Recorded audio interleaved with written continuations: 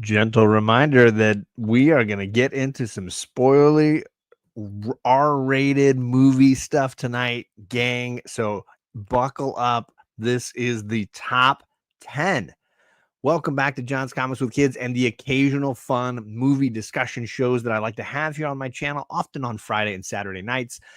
We've been counting down the 50 favorite films from this, crew I've got combined here together, little by little, 10 movies at a time, and we've reached the finale. We are at the top 10. These are the favorite movies, the movies that we care about, love the most, probably and possibly have watched most often. So yeah, this is it, gang. This is the cream of the crop, the creme de la creme. So let's bring in the panelists that are part of this series all the way through from the beginning. We got Carlito Classico. Yo, what's happening? Good to see you. Good to have you here, man. I'm excited for this. I've done so many movie shows with you that to get to your top 10, this is thrilling for me. Don't lie. I am. No, I'm kidding. I'm excited because I know your taste, and it definitely aligns a lot with mine. I think we enjoy the same movies. Now, I've had some of them on my list, I think, already, but I'm excited to see which ones crest the list for you. So that's honestly, I'm more excited to see yours and Matt's list, but mine's pretty average. All right, well, let's bring Matt in, the guy who really spurned this idea on. He's been waiting for this all from the beginning. The one and only Mr. Gretzky. What's going on, Matt? Hey, what's up? We know I what's hear you on got props tonight. Oh yes, we know what Carlito's got. Everybody knows my list. 10 Nolan films. That's it. That's the entirety of it. That's funny. I think he's already mentioned some Nolan films, so that's going to be really tricky because I don't know that there's 10 left. No, there aren't. We had Dunkirk just last week or just last time. Only top 5. Yeah, because there's only 16 or 14 that he's done, I think. And nobody count the one next year, the one coming out next year. Dark Knight Rises anywhere on the list? No. Actually, Following was a good movie. I hear great things, and it's the only one I haven't watched of his movies. Yeah, you can watch. I told you where to watch it. Yeah, it's only about an hour, and 10 minutes long. It's like a black and white movie film he made, like one of his first films, no celebrities. He did everything. I want to say he's even might be in it somewhere. He directed it, he filmed it, he edited it. He did everything. It was great. Yeah. I think for a movie that I knew nothing about, just reading the little caption of what it was, that they give you, and not knowing what it was, it turned out to be better than I thought it was going to be. I thought, an hour-long movie, what can you get in an hour, Well, you're psyching me up to see it because it's definitely high on my list. I'm very curious about it. Yeah, you need to see that. So that'll be next on my list. Let's say hello to some friends in the chat. We had some tailgaters in here early, including Gore Vidal 3 hours ago. He was in here calling his shot, saying John's got a Cormac McCarthy movie at number 1, and there's no way in heck for that. That's just not going to happen. Cat's at number 1. I mean, maybe. That was an awful movie. I rented that and I couldn't stand it after I got done. Thank you, Matt. Now I know we're friends. I was telling before we went live that there are 3 Taylor Sheridan written films that I would pick above that. Hell or High Water, Sicario, and I already forgot Wind River. Wind River you mentioned. Yeah. All of them I think are superior modern Westerns that I would put above that one. But there you go. I just watched not to sidetrack too much, but I just watched Mayor of Kingstown. Got all caught up the last couple Renner, weeks. Boy, Renner's so good in that. Season 2 kind of dragged a little bit, but it picked up at the end, so that was nice. But Sheridan stopped writing it after I think he only wrote the first 5 episodes. So okay, he was just the producer or whatever. Yeah, executive producer, creator, whatever. Okay. But still, I mean, it holds up pretty good even after he is gone. So I still need to see. I've never even seen Yellowstone. I need to watch that. I'm excited to see it. John. Talented guy. Oh yeah, I haven't seen that. But my ex-wife. Every time I buy a new service, every time I get a new service to stream it, they move it I'm like, oh, it's been on Paramount forever. I'm like, sweet, I'm gonna buy Paramount. I get on Paramount, the main Yellowstone moves over to Peacock, and now it's only on the Peacock. And I'm like, I don't have that one too. I can't keep getting all these dang services. Oh yeah, and you only get the one with Harrison Ford. Yeah, they've only got the like spin-offs. Oh, so the 1923 or whatever. First. Yeah, I haven't seen it, but he loves it, so he's all about it. I saw one episode of it. It wasn't bad. Not so much. I'm sure it's going to be good. I'm not. I mean, after the first show, I guess after Costner left. It I heard it was still. Well, that's just this newest season, so I'm curious. But I disagree. I think they did the best they could after he left. In a difficult situation, for sure. Yeah. Right. It's kind of like what Nolan had to do with I'm leaving my wife. The Dark Knight Rises. All right, I'm not going to derail us with TV talk. Otherwise, we're never going to get anywhere. You guys are sorry, my bad. That's for another episode. That's for another episode. When I watch Yellowstone, I'll bring everybody back. Yes. What's up, Hot Rod? This is Rod's Hot Wheels channel. What's going on, Rod? Good to see you, my friend. Carlito and Matt have their links down below, so you can subscribe and find them all across Instagram and YouTube. It's all down there. Oh, yes. You can find my videos all the way back to 2011. See? That's what we're here for. You can find my one Irish whiskey live stream from St. Patrick's Day. See? There you go. See? What's up? Ryan Magic Lasso is here. We got Cliff from Cliff on Comics. What's going on? Cliff? CJ's here. I think I'm gonna see Cliff in a couple weeks. Oh, I'm jealous of that. And Heroes. No kidding. He said top 10 better come correct. I mean, I'm hopeful that you like what we picked, but yes, I hope you like what I got. These are our picks. I'm not hopeful. I'm pretty sure nobody's gonna like my picks, so we're good. Scott, the only thing that compares our list to David Letterman's list is there will be shenanigans. That's all I can promise you. We got Journey. What CJ says? What the heck with the Peacock? Can we get back to normal channels? I've never been anything but an abnormal channel, so you're expecting a lot from me. What's up, Manny the Hobgoblin? He says, watch and see if Men at Work with Emilio Estevez and Charlie Sheen makes the top 10 list. I'll just tell you, never touch another man's fries. That's all we know. Well, I got that movie on DVD from the Dollar Tree. As a reminder, gang, yes, we're counting down our top 10s, our personal favorite films, our personal greatest favorite films. And we're going to go one by one, zip around the wheel a few times and let you hear a little bit about what those films are and why they mean something to us. We have decided, or at least I have decided, to make Carlito go first. So he is the leadoff hitter for the show tonight. Carlito, let's hit him with your number 10. All right. I'm the Mark Grace. Lead off home run. Mark Grace. Nobody knows that one except for Cub. He's a Cub, right? He played Cubs. Yeah. I remember. Yes, he was my Cub guy. Number 10, 2004 film. Tom Cruise, directed by Michael Mann. Collateral.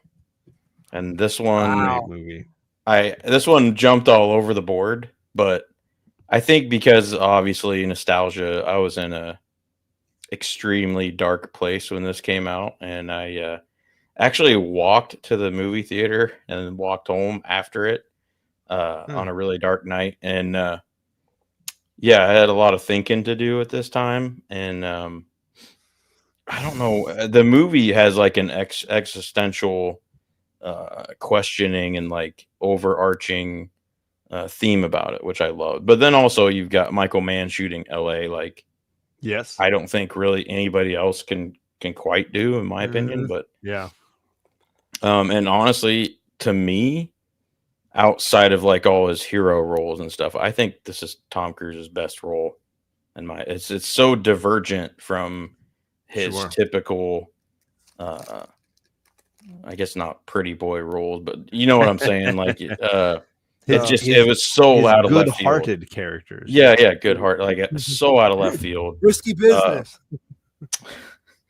The score is amazing, and then also the music too. They've got what's that band with Chris Coldplay? No. I'm trying to think. Definitely not going to know this answer. Soundgarden, maybe, but it's not Soundgarden. It was his new band he did. Okay. Anyway, there's a scene. No. There's a scene when there's like they're sitting in the cab and like this coyote just comes across and like that song kicks in, and just things like that. I just thought the movie was perfect. I mean, Javier Bardem has a role in it. Jamie Foxx is obviously good in it. He's like the woman who plays his mom, which I don't even know if she's ever been in anything else, but she was great. Like it's just the whole story is so interesting and out of left field and woven together so great. And also it kind of plays sort of like a procedural kind of cop drama on one side a little bit. Oh, you get Mark Ruffalo in it too. It gives these two actors too a ton of time to just play off of each other, kind of like in Training Day when you had Ethan Hawke and Denzel. I think it gives these two actors stuck in a vehicle for most of the movie, and some very impressive sequences. And Jamie and Tom Cruise do a phenomenal job. Jada Pinkett in the beginning, and then it kind of hooks back around, and it's honestly, I wasn't sure when I was going to see it that Jamie Foxx would be able to hold his own with Tom Cruise, but man, they were neck and neck in that. So great pick. It's just a personal great one. I don't know, just it's a top 5 Cruise movie for me all day. Like it's a top 5 Cruise movie for me all day. And Bird, what's up, Kenneth? I think the story of the night is going to be this was a 7.5 on IMDb or 86% on Rotten Tomatoes, which that's kind of shocking. I think most of these are going to be about average to most people, but they're personal and my favorite. So that's a good movie. Comic Journey says every list needs to start and end with Highlander, and I thought that breaks the rule because there can be only one. Yeah, there can be only one. Already broke the rule. But wasn't that his band? Wasn't it Audio Slave? It could be. I don't know. He's a new band. Oh, and spoilers on the ending. Yeah, I'm pretty sure. I could be wrong, but I'm pretty sure I've seen something where the whole story about someone dying on the train and then nobody noticing for like 2 days was like actually something that happened in LA. So I wouldn't be surprised. Kind of sad, but I'm not surprised either. Scott dropped his particular favorites, his 10 movies, and they're absolutely great movies. In fact, every single one. I've seen all of them. They're all phenomenal. I've seen Shawshank more times than I can count. There's one movie on this list in my top 10 as well, but I'm not going to tell you which one. I don't think any of them are, but they're Dragon Ball Daisy. Well, let's find out if your number 10 is, because we're jumping to you, Mr. Matt. What is your number 10? Okay, we're going with number 10. We're going back to the 85. We're going back to December of 85. We're going back to a movie that had 3 endings. That wasn't really great, but we're going with. Oh, and that is on the Sega Genesis. Not to be confused with any other version. And I actually got to meet her. Leslie Ann Warren. Oh, my goodness. Leslie Ann Warren, yeah. Oh, that was this year. Yep, she came to Clayton in February, and I had her sign my Burglar movie. Nice. So, what's your favorite ending out of the 3? Probably the last one. That's the like crazy one, right? That's the one where everybody did it, where they find out everybody did it. Yeah. And Mr. Green goes, "If you want to know who killed him, I did." What is it about Clue? What is it about this movie? I just remember watching it. I didn't even go to the theater to see it because I was like 7, I think. So I remember watching it on VHS. And that's where most people, according to like Michael McKeon, he said that's where most people found the movie. Yep. Was I think because the 3 ending thing, when people found out there was 3 different endings, it ticked people off that, what are you trying to do? You're trying to manipulate us into going to see the movie at another theater and see the other ending and all this stuff. So they thought, and it was also at the time when like around December 13th, I think it came out. So they said that was the worst time to put a movie out right before Christmas. Certainly it's a murder mystery comedy. Yeah, and it's not really a Christmas movie. Yeah. But I've seen the documentary that they did, that the guy did back during, I think, COVID or before COVID or something. He did like a fan one. Okay. It's on Amazon. But yeah, that movie just, I don't know. It's just one of those things where it's great the way it is. Don't try to reboot it. I know Sony's tried to reboot it a few times. Unnecessary. They want to make it more dark and different stuff, but it's a comedy. It's comedy gold when you have Christopher Lloyd, who's totally different than his Doc Brown role in that movie. Michael McKean, who's a great comedic actor and Saturday Night Live alum, and other movies he's been in. You have Tim Curry, probably one of his best roles he's ever done. I love him. He's so great. In that role. You have Vin, I forget the guy's last name, but he was the guy that played, he was a heavy metal singer or something or other who played Mr. Body. Okay. He was. The other girl, the Yvette, she doesn't look the same anymore. But she's played with McKean. It's been a long time. She's played in 40 years, right? Yeah, she's played with McKean like in a bunch of movies, and everything. But she's done a lot of stuff with different actors in the movies and stuff. Sure. She's pretty big. Leslie Ann's getting up there in age, and then you have a movie made 40 years ago. Let's be patient. And then the sad part about it is that we've already lost Martin Mull. He's gone. You know, Khan's gone. Madeline Kahn. Few of the other guys are gone in the movie. The little side people that they killed off in the movie. If we spent that, let's not spend too much time on that because I tell you, I got lots of movies from the 40s and 50s. Nobody's alive anymore.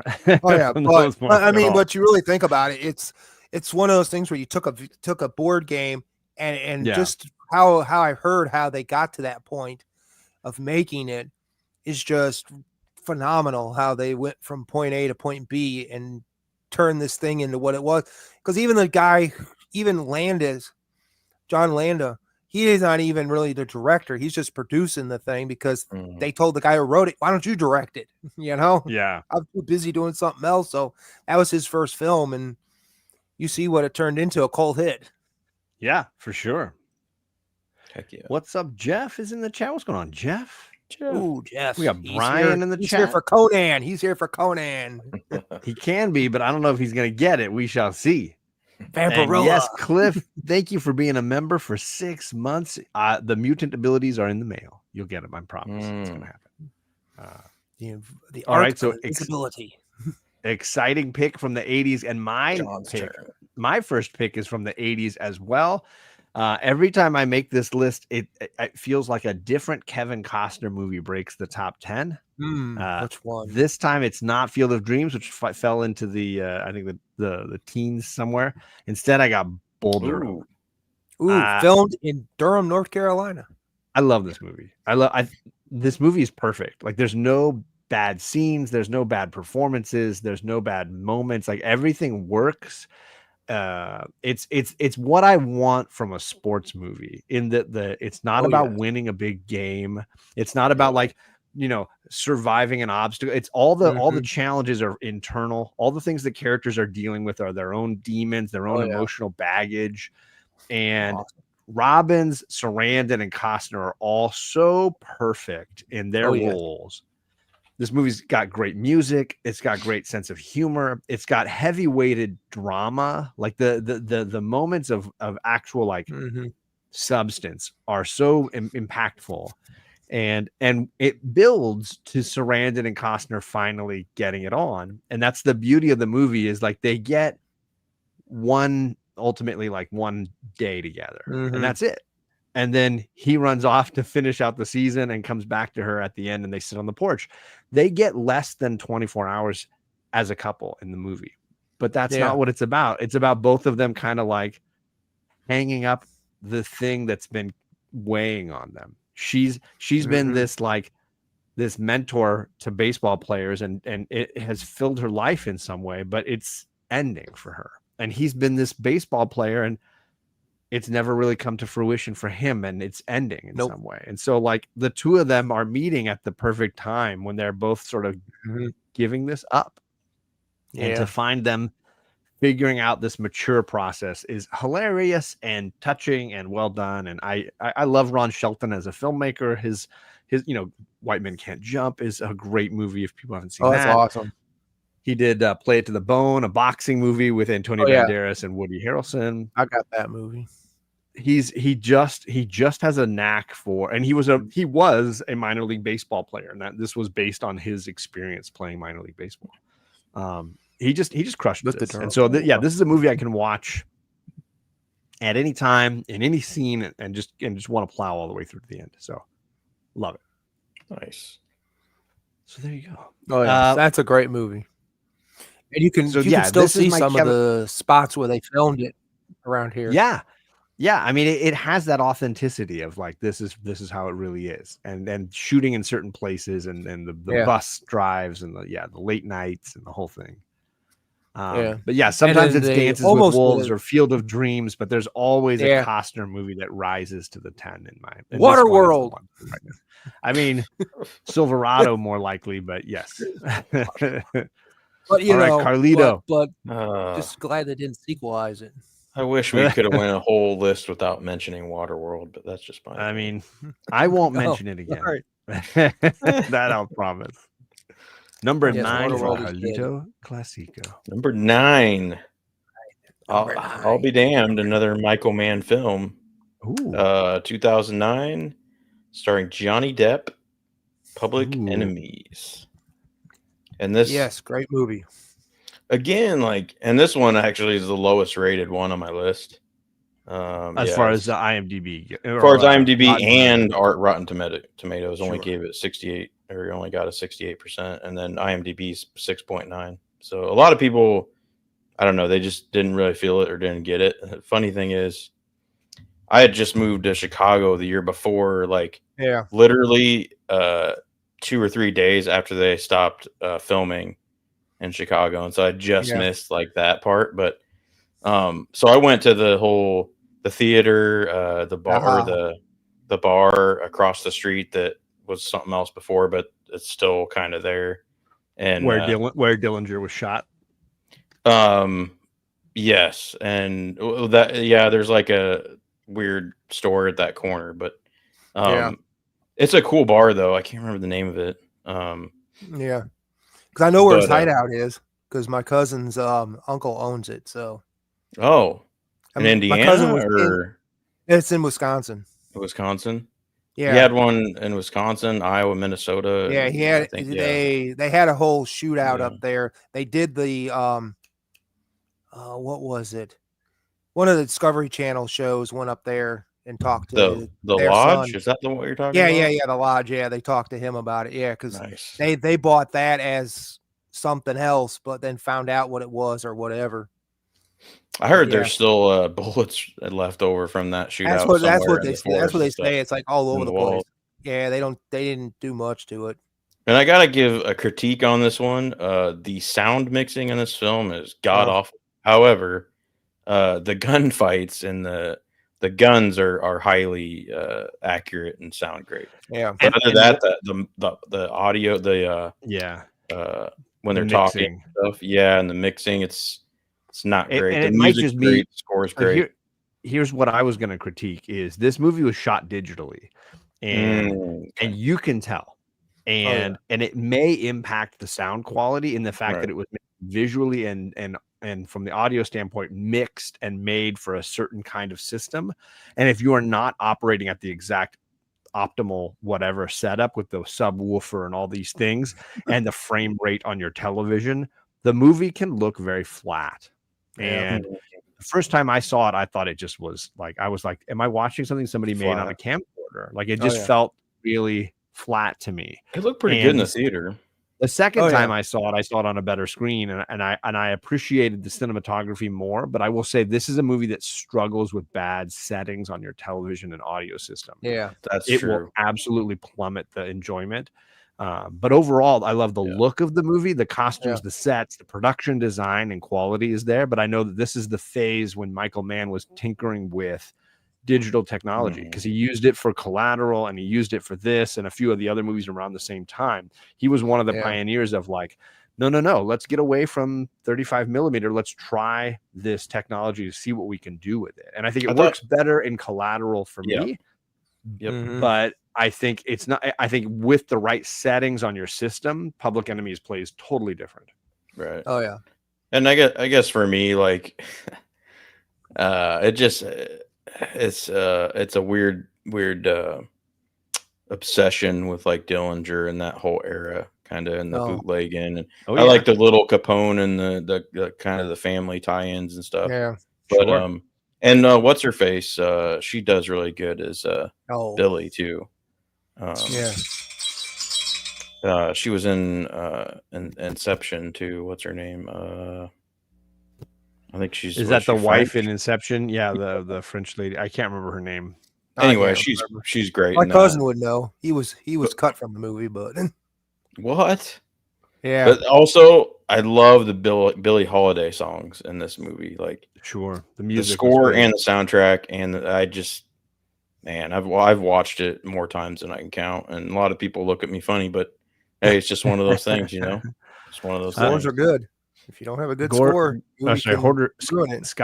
Scott mentions that his movies are not anywhere past 94, and my list is very similar. I have a lot of movies from the 40s and 50s that I mentioned earlier, some from the 80s. Oh, yeah.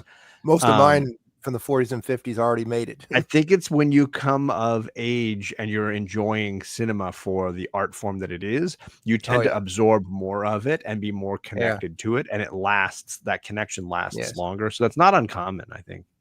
And I got to give Christian Bale credit too for playing that agent, the agent, FBI agent, right? Yeah, I can't remember now, but man, he really went all in. I watched it behind the scenes and documentary and stuff. He met the family, like, and just he went all in on what's his name? Started with a P or something. But anyway, to really get the character and do him justice, which I don't think he'd really been done in other films and stuff. So Air Spider's mentioning how DVD and digital was hot at that time and nothing can replace film. I just think for me, it's the format has to suit the project in some way or another. And I think you look at what Nolan or Tom Cruise are doing with their films as far as IMAX or 3D and some of those technologies like James Cameron's Avatar. And obviously there's a certain kind of quality to that. But you look at a movie like Collateral, I think it works digitally. It works with this feel of like you're sitting there with them. There's this connection with the feel of LA too. It just works. I don't know. Versus if you look at even Michael Mann's Heat, which is another movie he shot in LA, but with 35 millimeter, you have a different experience because one of them is like this crime epic that should be feeling like a LA's version of Lawrence of Arabia. But then you also have Collateral, which feels like it's in your face and you're going to get shot or stabbed as like being too close to the action in some way. And I think they are suited to their technology in those different ways.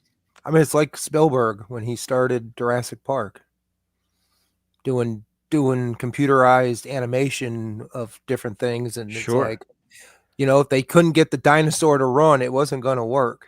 They said, we can prove to you we can get this to work. And if we can't, then we're going back to looking stupid, you know? Ooh, English Patient and Caddyshack. And that makes sense. I get it. Those English films as well. Oh boy. The piano. There you go. But let's get to Matt's number 9. What do you got for number 9? Number 9. We are going with Gremlins. Whoa. Another 1984 dude movie. I love that movie when I was a kid, and they're trying to do a third, as long as they don't try to reboot and they just I think it's they want to do more of like CGI and original puppets like they did in the first one. So they want to go back to doing that. That's what I keep hearing. Cool. But what is it about Gremlins though that stuck with you? Because obviously it's got a fun mix of Halloween and Christmas, right? Christmas, Halloween. Don't feed them after midnight. You know, I mean, they hate sun. The Mogwais are so cute. Did you have a Mogwai toy? No, I didn't have that, but that'd be cool. I'm sorry. But we named our cat. We named our cat. Our cat recently. We named our cat. So many toys, and you don't have a Mogwai toy. I wish I still had them. I would send you one of the original ones because we had my brothers and I. We all had a Mogwai.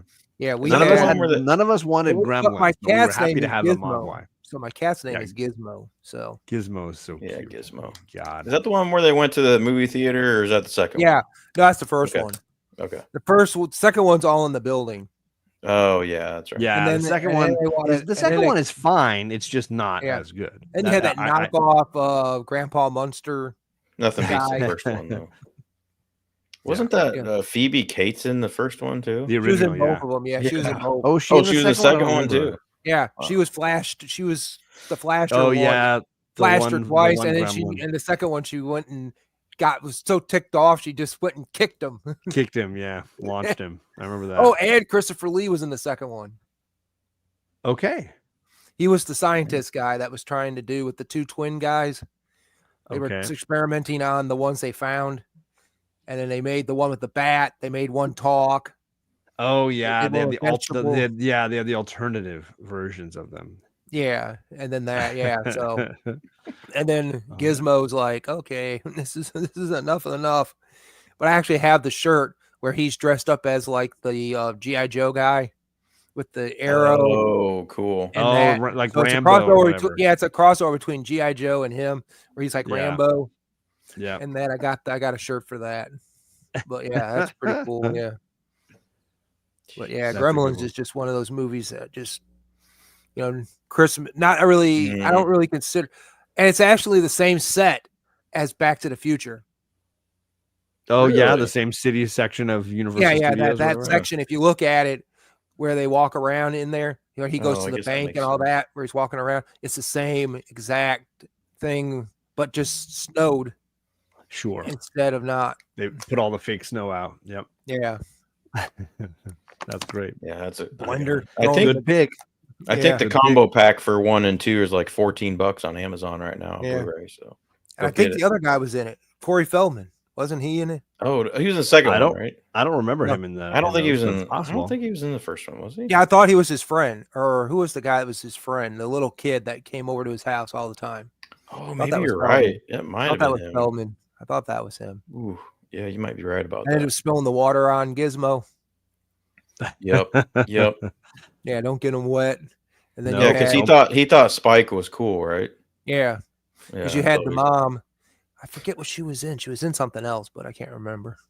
Yeah, she's a mom who I've seen in other stuff too. Yeah, but I'm not remembering any of it. And the dad, I can't remember, but I think but the old guy. He is John Candy vibes. The dad. Yeah, good Lord, between the three of us, we can't remember much. I'm not opening it on on Wikipedia right now. I'm not going to do that. Yeah, but I mean, but the other, it was the neighbor guy. He's been in all kinds of movies.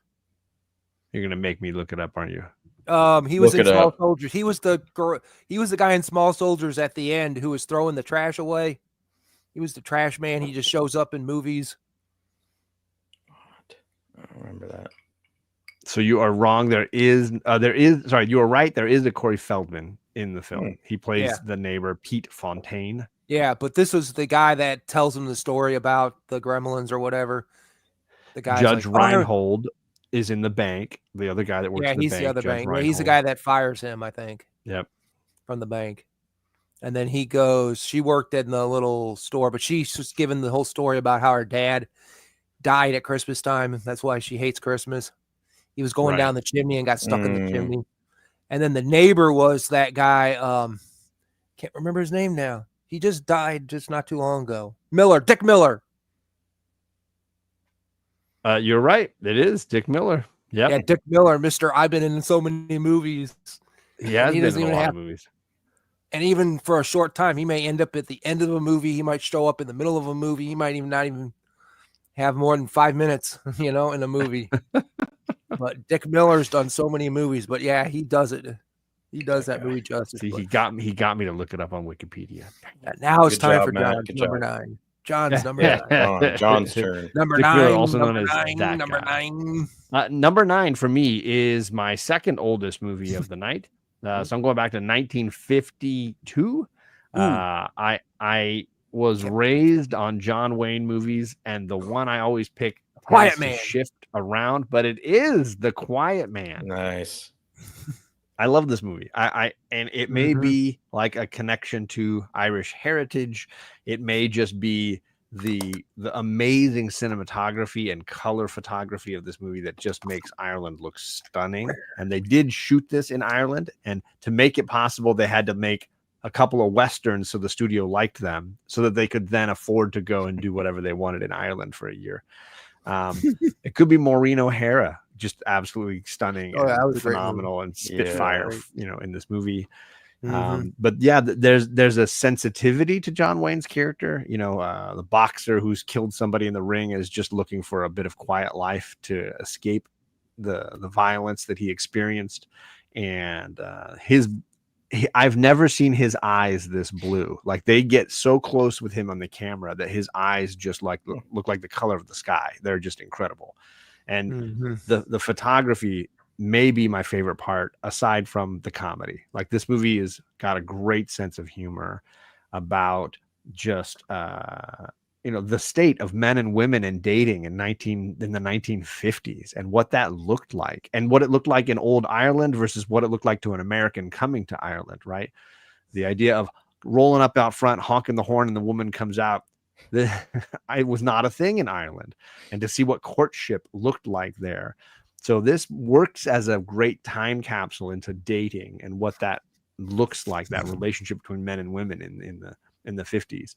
So for me, this movie's a riot, and a lot of fun. Ward Bond, Donnie. Ward Bond is good in everything, and he is just absolutely phenomenal in this, as well as as one of the religious characters, because obviously you have the Protestants and the Catholics in the same town, sort of warring with one another.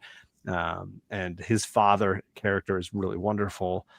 Inja Binja's in the chat. What's going on, Inja Binja? And sorry, Donnie, I didn't actually click on your comment there. But yeah, so sometimes it's the Searchers, sometimes it's the one of his like more like later gunfighter kind of films. Shot Liberty Valance. Liberty Valance, obviously, ranks really, really high. But usually I come back to The Quiet Man again and again, and something about it, just the music, the visuals, it just sits well with me. And of course, I had E.T. in my top 20, and that has a whole homage sequence to Quiet Man where, the little boys at school kissing the girl while E.T.'s at home watching The Quiet Man, and the scene is played out side by side. So even as a kid, like, I was like, oh dang, The Quiet Man is in E.T. Like, the movie had like extended beyond its own living. Spielberg. Spielberg obviously having a lot of love for John Ford and John Wayne and all that kind of stuff. They make a Irish whiskey called The Quiet Man too. It's actually pretty good. You ever had it? Do they? No, I've never had it. It's not as good as the Duke Bourbon, but it's still pretty good. Well, I'm gonna have to check out both of them. So yes. But yeah, if I don't have a John Wayne or a John Ford movie in there somewhere, it's gonna be hell to pay somewhere. Heck yeah, man. I like that pick. Let's go Carlito's number 8. Oh, let's take a detour to something pre-2000. Ooh. We're going deep here. 1999. The Wachowskis. Deep Space Nine. The Matrix. That was, if John knows, that was a very formative film for my generation. I mean, that was the year I graduated. It just, I don't know, man. It's awesome. What else can I say? Keanu, the cast, the music, both, actually all three. There's two soundtracks and a score. All of them are great. I think Don Davis did the score, which wasn't amazing, but it's still pretty good. It works really well. Yeah, it works for that film. And but the albums, the two albums, I can listen to both of those all the time. And it's got a wide range of like techno-ish to Rage Against the Machine. I mean, it was just unbelievable. The first time I saw that drop when he flies up into the camera. Dude, that was so awesome.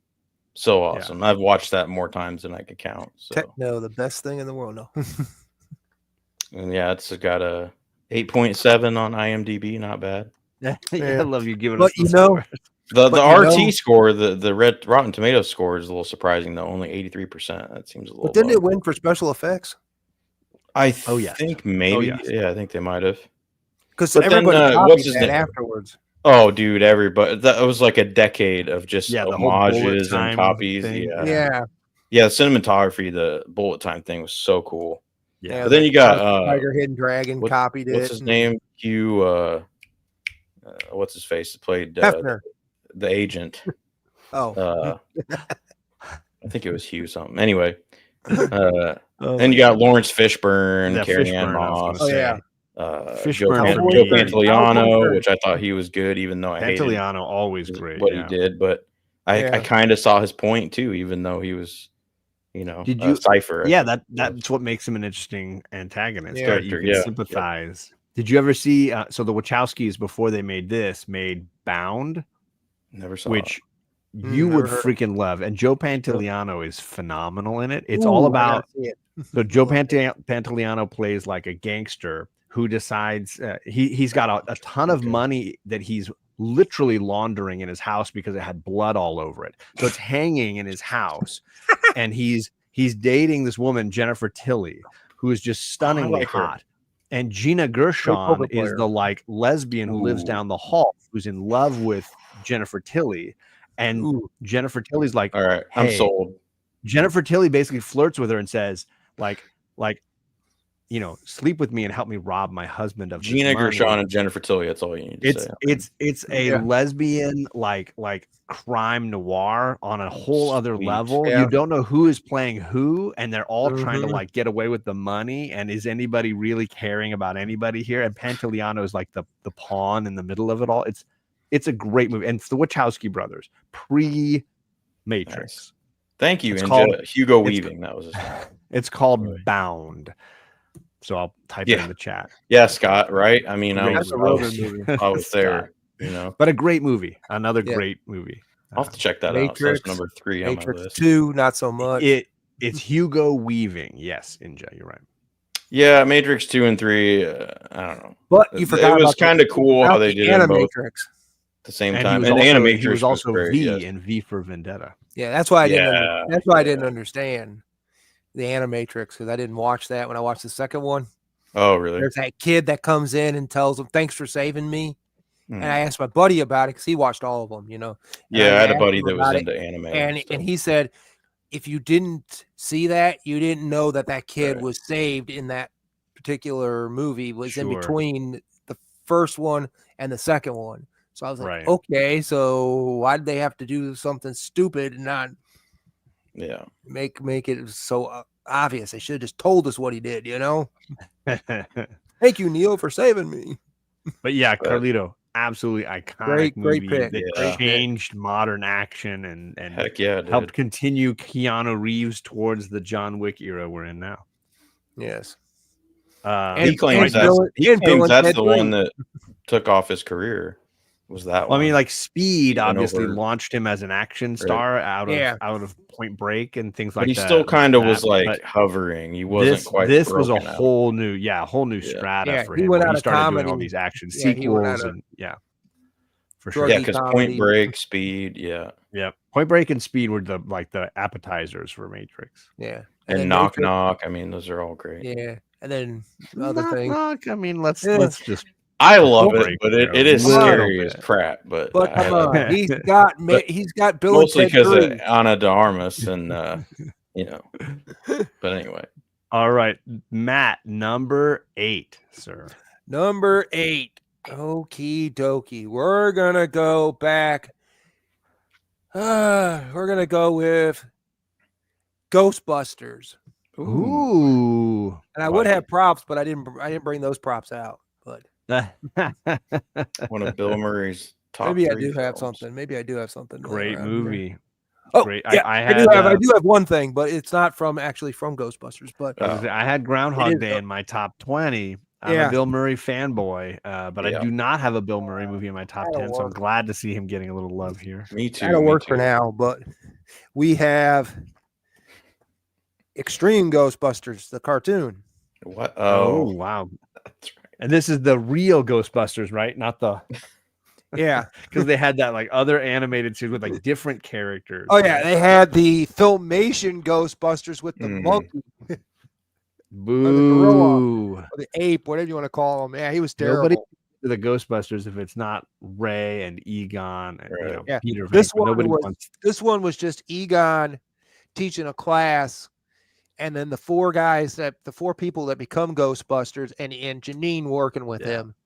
And then the other guys, and then one episode they bring back the other three as like older versions of themselves, and they come back and everything. But yeah, Ghostbusters, just you know how it is.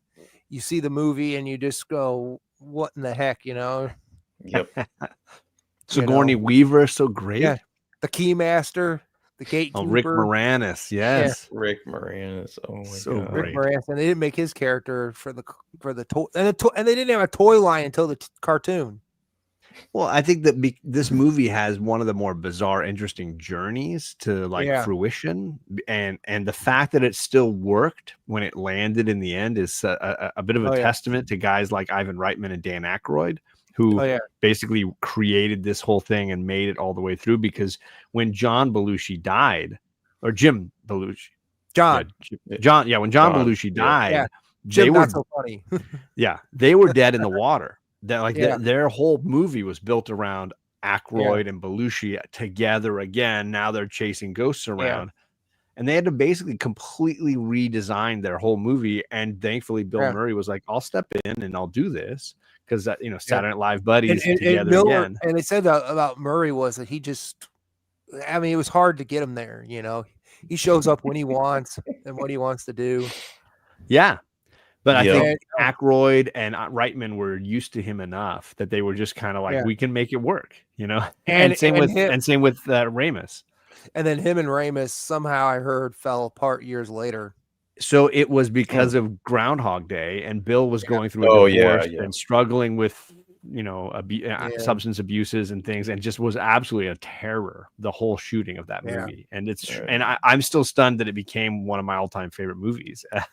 Oh yeah, it's a great movie. Yeah, a great pick, man. Ghostbusters, iconic movie. To get back to his point about the Ray Parker Jr. movie, or the Ray Parker Jr. The music, music was sued. He was sued by Huey Lewis because he said it sounded just like his song. But then there was something about how they couldn't talk about it or something. And I guess Huey Lewis talked about it or something, and they threw out the lawsuit. I guess somehow they threw it out or something. They found enough evidence to dismiss the suit. I guess he wasn't supposed to say something about it. I guess they settled or something, and he wasn't supposed to say anything about it. And years later, he said something, so they basically dismissed it. I guess he ended up losing. I think he had to pay, but And just recently, we just lost George Wendt, who was in the Ghostbuster video. Oh, I was like, he's not in the movie, in the video. No, he was one of the celebrities they brought in. Yeah. To do the Ghostbuster dance or whatever. To do the part, whatever it was, I ain't afraid of no ghosts, and they were all doing their thing, all the different people. But yeah, this was a huge movie. I saw it so many times as a kid. Oh yeah, I can't remember how many times I've seen it. Yeah. Yeah, that theme was great. It spawned everything that was great about Ghostbusters, except for the female Ghostbusters.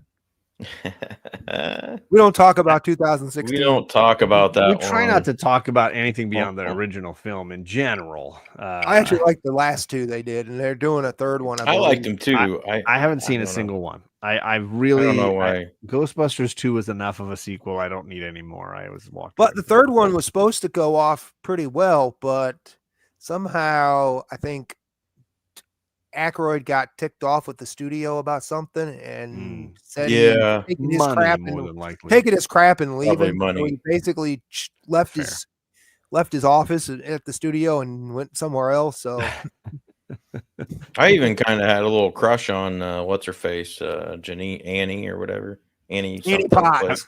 Andy Potts is wonderful, and I'm a Sigourney Weaver fan personally, so I was obviously but Annie Potts. I think Annie doesn't get enough credit for that. She's wonderful. She did some like TV shows, like she was on an episode of Magnum PI.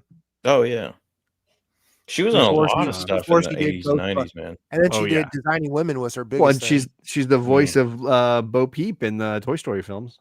Oh yes. Oh yeah, that's right. Woody's gal pal. Yeah, I forgot all about that. We're getting a fifth one. Fifth Toy Story. I don't know that I needed the fourth one, so I don't know where I'm going. But we're going to get a fifth Shrek movie, possibly. I don't know that we needed that. I don't know if we need another one either, but how about we go on to my number 8? Number which 8. Has Let's see what it's got a number. It's one of the only. I got 3 black and white movies on my list here tonight. Oh, I thought it was gonna be 8 Men Out. And this is out of my 50, the only foreign film. And I worked really hard in my mind about like, should I just exclude foreign films and make it? And I just could not exclude this movie because it's something that, despite the massive, it's got an intermission. It's like 3.5 hours long. I go back and watch this movie almost every year, and it's Akira Kurosawa's Seven Samurai. This movie is freaking amazing, and it's every story beat, every character moment. Is so well done. The black and white photography is so crisp. I just talked about The Quiet Man having amazing color photography. This movie came out 2 years after The Quiet Man, and they're still crushing the black and white style. It works so well for this movie. The characters are so well drawn in their subtleties and the differences between them. This is just everything I want from a good Kurosawa or samurai film. It's just phenomenal. It's been obviously remade a ton of different ways. The Magnificent Seven. This movie it's just so epic in scope and so relatable in character drama. And the Kurosawa's got a ton of films you could look at. Yojimbo and Ran and so many things. This is one that I admit you need to dedicate time to. You can't just casually sit down and watch a 3.5 hour movie. You definitely need to dedicate something to this. That's why I don't. But it rewards you for doing that. It has great comedy. It has wonderful character moments. It has intelligence. If you are interested at all in this kind of, the story, if you've seen The Magnificent Seven, the Great Western, it's the identical story. They literally paid Kurosawa for the rights to remake it as a Western, right? The idea that there's a small town that can't take care of itself and it's always being raided by bandits. So they con a group of sort of mercenaries to protect them for a season. And the mercenaries are being paid in what little food the town has, this village has. And in this case, it's these 7 young, in some cases, young samurai who come in to teach the villagers how to protect themselves and to prepare for the onslaught of the rebels that come in every season. So it's the same 7 samurai, Magnificent Seven, same concept. But it's just beautifully done, and I can't recommend it enough. Obviously, just check out Kurosawa in general. If you're somebody who doesn't love foreign films, Kurosawa's got a ton of absolutely great movies that are worth your time. So this is one that's worth it if you haven't done it before. And again, if you love a good epic, this should be high on your list of things to think about. Hell yeah! I think you said because I mentioned Last Man Standing. You said that was based off of Yojimbo. That is, yeah, exactly. So they've done that story a few times over, and I think it was a Fistful of Dollars that had to pay a lawsuit for stealing. In fact, I think Kurosawa wrote a letter to Sergio Leone saying, "This was a great movie. You did a great job. Now pay me." And then because they didn't, he started suing them, and then they ended up having to pay him afterwards. Because they just stole his movie. They just took it and turned it into a Western. And he's like, I'm fine if you do that. Just pay me when you do it. Or ask me first, right? So there you go. One foreign film on my list. I could, and to Gore's point from a little earlier, he said, "Surprised there's only one." It's a great point, and I feel like I could certainly have included others. And you and I have talked about, Cinema Paradiso being a favorite between the two of us, and Pedro Almodovar's great movie called Talk to Her. Yeah. So, but in the end, I wanted to do mostly American films, but I just could not bring myself to eliminate Seven Samurai. So that's a great one. Snuck in the side door. What are you going to do about it? All right, number 7 for you, Carlito Classico. I'm disappointed I don't have a black and white now. I got two others, so don't worry, I got you covered. Well, we're gonna go back in the way back machine before I was even born. Woo! To 1972. What? Il Padrino, The Godfather. I know this one. Yes, sir. Francis Ford Coppola. I mean, some people call that overrated. Some people are stupid, but we've got and some people have this movie on the list still yet to come. We've got the score by Ennio Morricone. It's a great movie, but and I hear the book's good. I kind of regret not ever reading the book by Mario Puzo, but I should. But like just the cinematography, the Italian essence that just flows throughout the whole trilogy, in my opinion. And I'm one of those guys that will defend Godfather 3 until the death, because I think it's full circle, the whole story of Michael, but that's for a different discussion. Sure. But cinematography, I mean, the music, all the actors, and I mean, there's just a ton of cast throughout those three. I will say probably Godfather 2 is probably the most rewatchable out of the three, as far as like just throwing it on and just it's a little faster pace, a little heavier on the action and whatnot. But that first film, man, there's so many life lessons, and like Brando with putting his orange peels in his mouth, and just good God, he nailed it. He just nailed it. The horse head in the head. Yeah. There's that's been parodied a bunch of times. The only I love, I'm so glad you picked this movie, and I promise we will discuss it again this evening, because it's coming up here again. It probably would have been higher a few years ago, but the debate between Godfather 1 and Godfather 2 for me is more about like simplicity versus complexity, because Godfather Part 2 is so complicated. I know that a lot of people like rewatching it because there's always new things to discover. Right. And Godfather Part 1 is very pure. You're just watching this family slowly corrupt its most noble son, right? You're watching Michael, who had the opportunity. He led this different life of being a soldier and representing his country in World War II, and finding a young woman who was not related to the family business be corrupted by it and pulled into it. And that's ultimately why I don't like 3 as much, is because it feels unnecessary. We know Michael has been ruined by joining the family. Oh yeah. I know he's never going to escape this. So Godfather 3 just feels superfluous. Yeah. 1 you see him pulled in, and 2 you see him own it. Like, I am the Godfather. Oh yes. 3 just feels like now you're beating a dead horse, and which is, I know, a perfect analogy. I mean, I disagree with you, but I respect where you're coming from on that. So, and I also liked the chat too. What's his face as Duvall? The Sofia Coppola thing's a little Sophia weird. Coppola. No, sorry, Andy Garcia. Oh, Andy Garcia. I like his character. He's the only performance I really love in the third film. Truthfully, even Al Pacino seems like he's off the rails. Al Pacino's usually off the rails. I mean, Godfather 1 or 2. In Godfather 1 and 2, he's so subdued.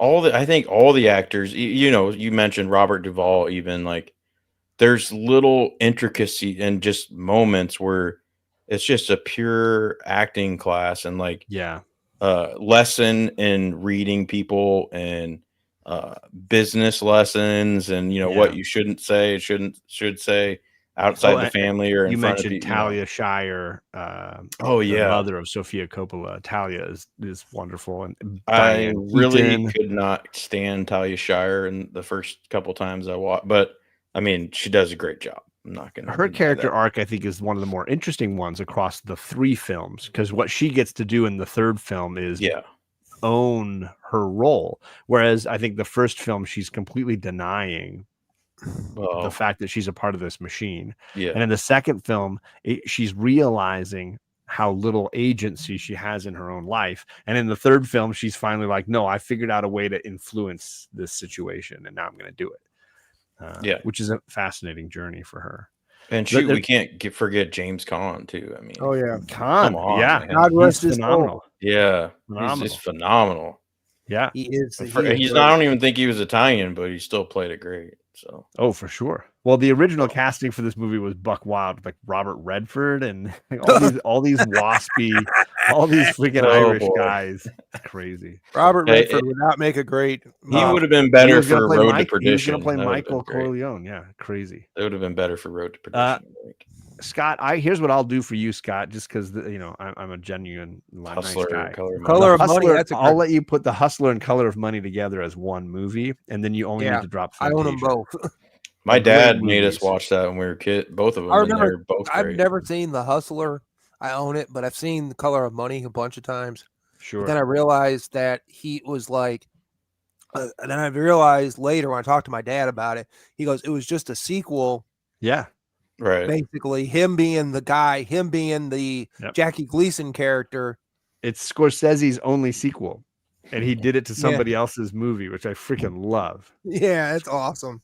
It's my favorite Scorsese movie. The Color of Money is my favorite. It's so good. And I don't think it gets enough respect because all this gangster stuff. Nice.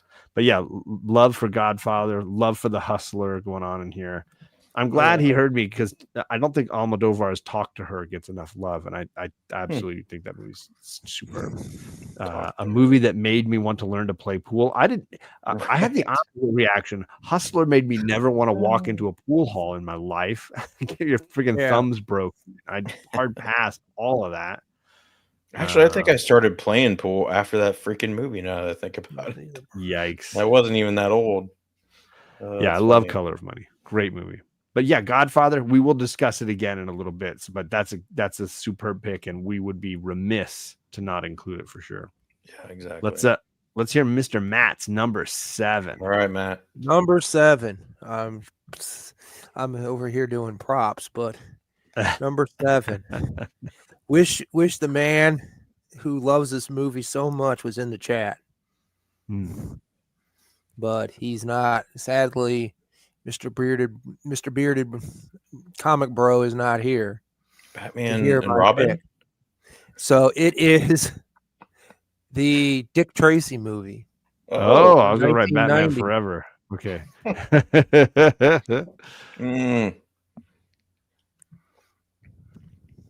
Dun, dun, dun. Talking about the Warren Beatty one, right? Of course. Okay. Custom figure of the blank. Oh, nice. What is it about Dick Tracy? You tell me about that film. Just, I remember reading it in the comic strips, Chicago Tribune comic strips. So, if you know about that, they used to run it in the there. He's from the funny pages, yeah. Yeah, he's actually Chester Gould is actually, I think he's got a statue somewhere in Illinois somewhere.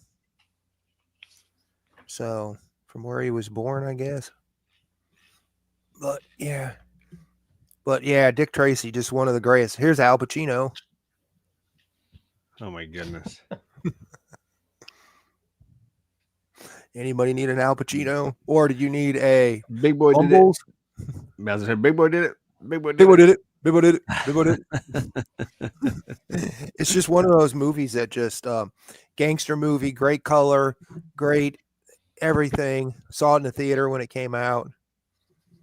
Yeah, I do remember the color scheme was awesome in that film. Yeah, it was, and it's basically sad that we haven't got a sequel or a reboot, but it's because Warren Beatty, for some stupid reason, wants to go on television when anytime the rights start to come up, and then starts dressing up as Dick Tracy and pretending like he's talking to people as Tracy to retain the rights. Retain the rights somehow. So yikes. That alone. One of those that Disney, and he didn't really want a lot of like publicity spent on like making, like trying to advertise the movie, because Disney blew up the budget a little bit by doing that, and they just didn't make their money back. What? They're not known for that. Yeah. So, but it was on Touchstone. So the Touchstone. Oh. So, not a Disney flick because they wouldn't put it on Disney for some reason.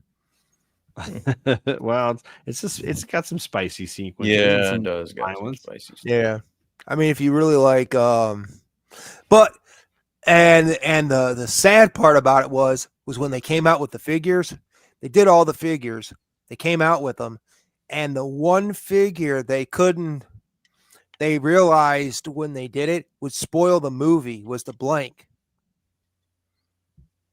Because the movie basically had a surprise ending at the end that you find out that the blank is Madonna. Yeah. Breathless Mahoney, and nobody. And when they did it, you had a removable face you could pull off, and you would show that that's her. But they realized that, so what they did was they just took the character and decided, well, I don't know if we want to release it here in the States, so they sent it to Canada. They sent a bunch of them to Canada, and now that figures godly thousands of dollars.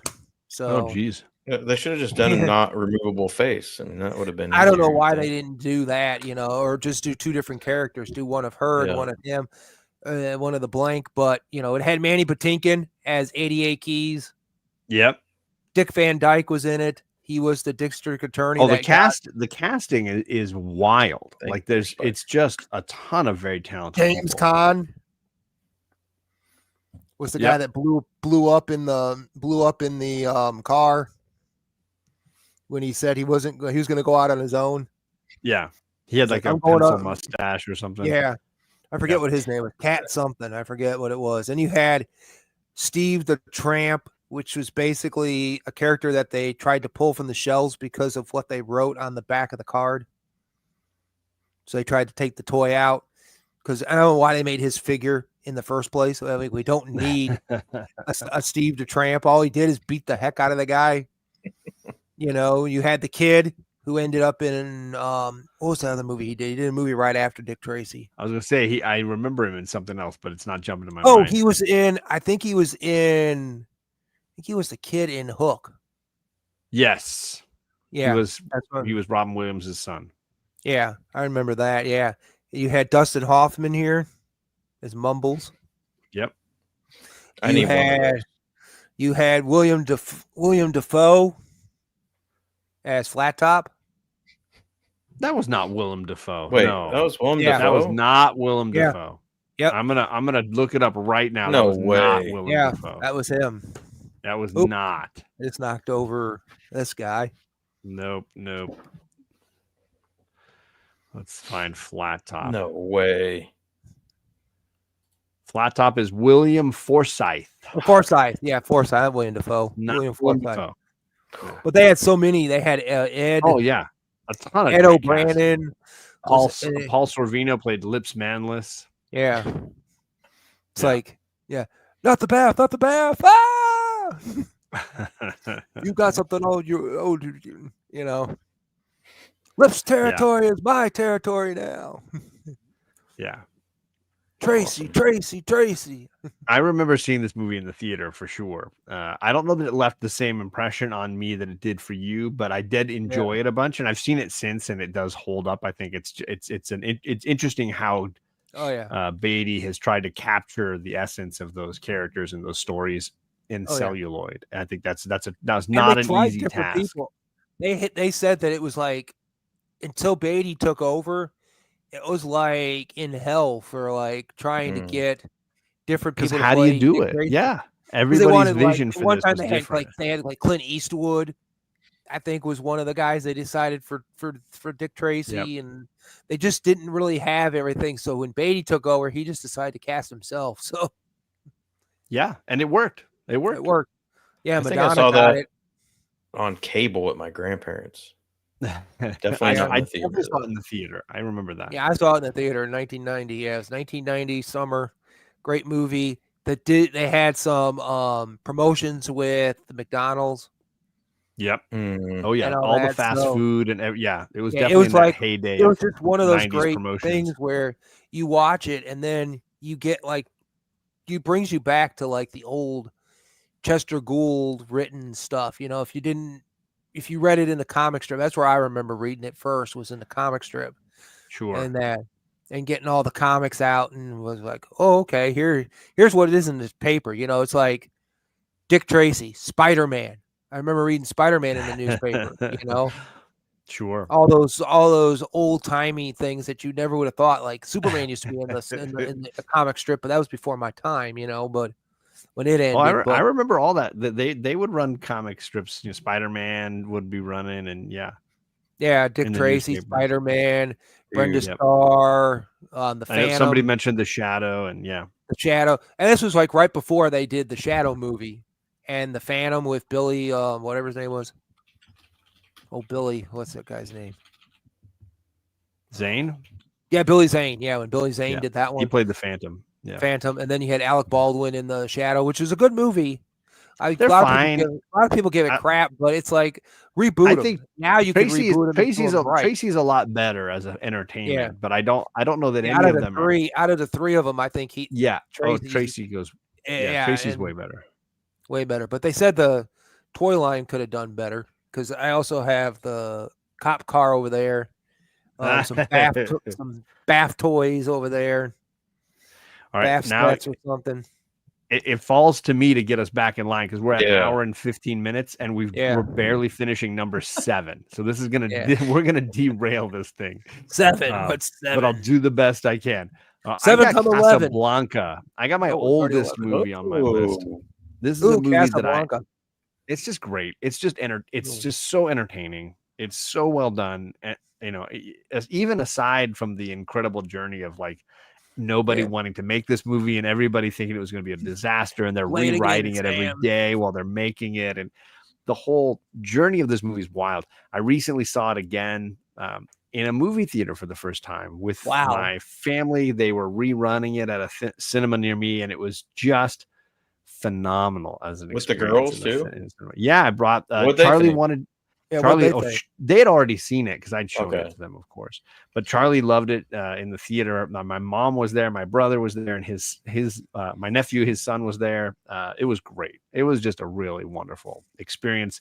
Such a phenomenal movie. Out of all the gin joints in all the world, just great characters. Great dialogue, so many wonderfully quotable lines. Photography is top notch.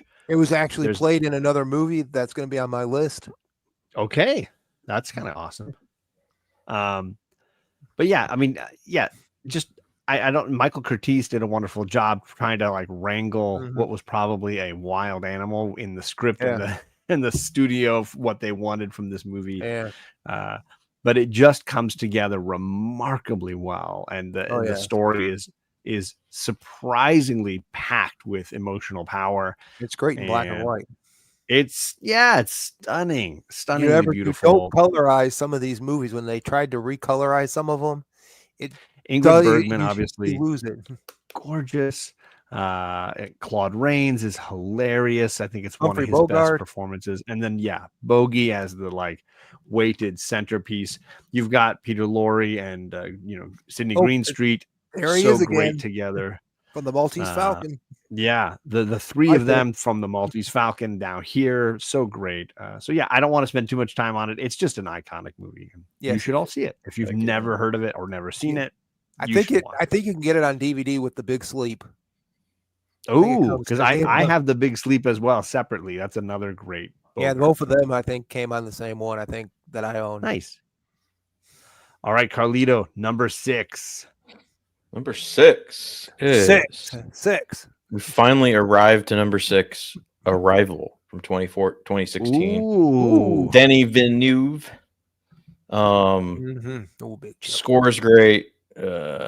New approach to kind of like meeting aliens. I love that. The cinematography, and then this the whole personal story intertwined in the whole thing. It's so succinct and beautiful, and really when I watched it the first time I was almost bored, and then like the end I just was like blown away. Just blew me away. And I think Renner's great in it. Forrest Whitaker's in it. I mean, great cast, great cinematography. Like holy crap. I think it was the same DP as Dune and stuff, but I'm not sure. But Deakins maybe.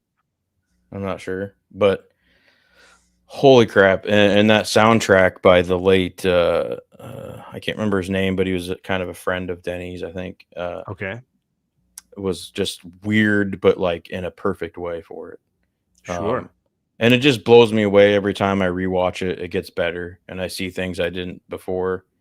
And I honestly, on some of these, I didn't get to rewatch, so I kind of went down the rabbit hole of watching people's reactions to certain films of this on YouTube for the first time. I love it. And God, that just gets me every time. And I like keep rewatching different people react, and it's great to see other people have like the same reactions and same feelings. Sure. But no, anyway, 94% Rotten Tomatoes.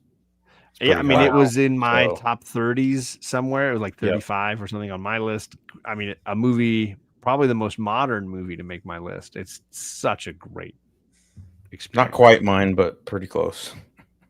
So good. Lots of comments in the chat of people throwing out their movies. I love it. Please let us know some of your favorites. So many great films being thrown around. Mermaids with Cher. Oh my God. Mermaids is good, dude. I haven't heard about that in a long time. Yeah. Mystic Pizza. Oh man. Oh God. I love this. This is so great. Yeah. Ice Storm. Yes. Ang Lee's Ice Storm. Great movie. Yes, I'm a big fan of the ruined it for me. Yeah, Gore, you nailed it. All. Where's my refund for that Hulk movie, Ang Lee? So did I, Lady F. I know it's not popular to like that movie anymore, but I liked American Beauty as well. I thought it was a comedy. I thought it was okay. I thought it was funny. For some reason, I don't know why. Everyone was on it. I was kind of just like, eh. We just went. I remember going to the theater to see it, and I'm like. Me and my buddy just went to the theater, and we just like, what do you want to see? I'm like, let's go see this one. So we just ended up going, and we thought it was hilarious. I believe I was still working at the theater then, so I might have got to see it for free. I can't remember. Yeah, my buddy worked at the AMC theater in Alpharetta, Georgia, so he got to see a lot of movies. All right, so Arrival, great pick. Second time it's appeared, so not a lot of movies get doubled up on this show. So there you go. There's a double up. Good mix. Yeah. What is number 6 from Mr. Matt? Number 6. It is a great movie from the 70s. From 76, if I'm not mistaken. The movie was. And it's probably, you should know, just by my username, what it turns out to Slapshot. Slapshot. Hey, I got it. Not number 2, not number 3. I love any inclusion of Paul Newman, so that's fantastic. Yeah, that is awesome. Slapshot is like, I'm a big hockey fan, so hockey movies. Really? You like hockey? That's weird. Yeah. I mean, baseball, Cubs, then Rangers, then Saints. Not the Blackhawks? Come on, man. I didn't grow up with the Blackhawk. All right. Actually, I didn't start liking hockey until like 1990, but I didn't start liking hockey till I moved to Chicago, and the Blackhawks were like in the freaking big one twice, I think, in the time I was there. So okay, it was good. So what is it? Why Slapshot? And I know that somebody Hoarders. I think Scott mentioned The Natural. I had mentioned The Sting, really high for me, and Nobody's Fool. What is it about Slapshot for you? Besides, obviously, hockey are the topic, Yes, hockey, yes, but it's just one of those based on a true story, pretty much. But little differences and stuff. But the guy that were in it pretty much ended up, Then you have the Hanson brothers. Which became, how that came about was it was 2 guys that were brothers, one guy named Hanson, so they became the Hanson brothers,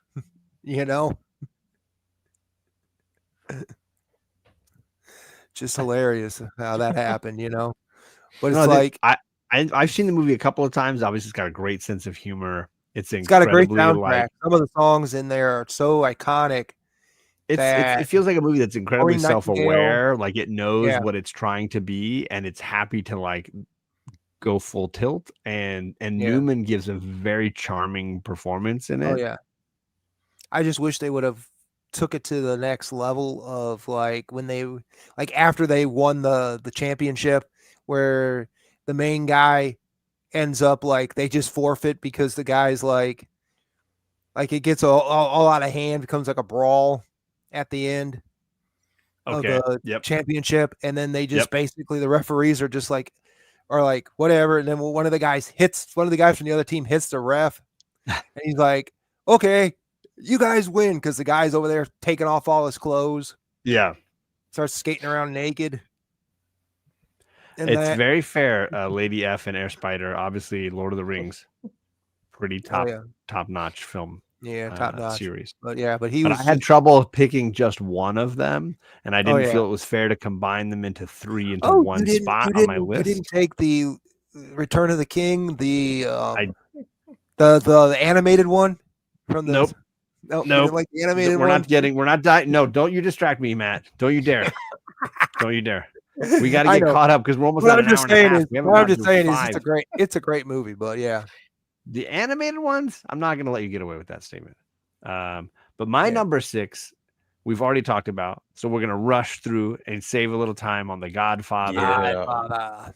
So pick. iconic. Great pizza. So great. Great casting, great music, great photography, great story. There's nothing to complain about. It is wonderful. It is quotable. It is superb. Hey, one of my newest wrenches in the chat. What's going on, Kyle? Good to see you. And also and you know who's not a fan of that movie? The Angry Video Game Nerd. So that proves that it's quality, because who knows who this guy is. Yeah, but I'm not going to take up too much time because we've already discussed it. Number I'm going to jump us right into number 5 from Carlito. This is my old. We're going to go to 2020, not a popular year for movie releases. 2020. John Parr already knows what this one is. That would have been No Time to Die. That should have been No Time to Die. Tenet. Ooh. Tenet. Only a 70% RT score. A top 5. I need to find that. Is amazing. I need to find that. That one has steadily moved up. The more one spoiler-free question, which I assume the answer is going to be yes. Are there more Nolan films still to come on your list? Maybe. Okay, because I just wanted to know if this was your favorite, because here's what I want to tell you before you tell me about why you love Tenet. This is the Nolan film that I enjoy more every time I watch it. Like, it's the movie that I think is so vastly underappreciated in his of war. And as I watch his movies, some of them I'm like still perfectly entertained by and still really enjoy. Tenet is the only one that it's like a drug. Like, I watch it and I want to watch it again immediately following. It's a movie that I get sucked into more than any of his others. It is vastly superior to Oppenheimer for me. Like, I don't know why that's the movie that was the big Oscar winner for him. This movie. So I'm happy you have it on the list. Era pieces, and I suppose it has historical significance in that way. But Tenet is not given the joy and love that it deserves. So tell me what it is for you, because I'm just saying, like, it's a drug for me. Yeah, and I mean, I went and saw it 3 times in theaters during the pandemic, so I think only one of those times someone else was in there with me. I just couldn't get enough of it, and I still can't. And honestly, the last 2 or 3 years, I've watched it on New Year's Eve, and then when the countdown from 10 minutes or count up, whichever way you look at it, right at the end hits and that bomb goes off. It goes off at New Year's, so I like doing that now, as opposed to, I used to do Infinity War with the snap, but I stopped doing that one. It was a little bit more depressing than this one, but sure. Yeah, I mean, this one I just think goes under the radar, and I think I don't know what it is. If it's because Nolan, I know he was pushing real hard. They wanted to put it on straight to streaming, and he refused. And wanted to have it in the theaters, and everybody was pissed off about that because the pandemic, and we can't have a bunch of people going to theaters. Why don't you just release it digitally? And honestly, I believe this is one of his films that, like Dunkirk or Interstellar, was made for in the theater experience. Oh, 100%. Like, between this and Maverick, those were the things that brought me back to the theater. 100%. And sure. Good movie. I will say there's one negative about this film, but it was in the theater, not necessarily on home video. Was The dialogue was kind of muffled with the intenseness of the score and the audio mixing. Yeah, sure. The first time, which was kind of a reason why the second time I wanted to go back and see it again, was catch some more of the dialogue. But sure. And Elizabeth Debicki, I think that's her name. She's amazing in it. Yeah. What's his face? The villain, Kenneth Branagh. Kenneth Branagh is amazing. Yeah. And some people make fun of his Russian accent. I didn't think it was that bad. No, I think he pulls it off well, and I think he's incredibly menacing. That bit when he's traveling forward in time or backwards in time, versus, it's so really well done. And I actually like one side of the screen, and John David Washington. Like, I think he's great. He's awesome, and I don't know, man. Just the everything, the way it's filmed, the red, the blue, the reverse time, the forward in time. And just the whole, even the promotion, I thought of it was like, and it has one of the best action opening sequences I've ever seen in that amphitheater where they have the orchestra and stuff. Yeah, that was awesome. And it's just it's totally, I don't know, it's hard to explain, but to me also there's like this underlying theme that gets missed, I believe, with the mother and her son. And I like that what's his face, Batman. Pattinson. There's a lot of, you can dive deep on YouTube and just go down a rabbit hole of certain things that tie in with him, which I won't spoil it if people haven't seen it. Theories, but I do think that some of them are legit. But it's just, I would agree. God, it's so on that airplane scene. He used a real plane. They built a special wing, so they could destroy it and just crash it. Yep, all practical effects almost, and I love that. And that's one of the things that Nolan does for me is always goes to practical before CGI, and he does some CGI, which I think Oppenheimer there was a lot more of the CGI than other films, but.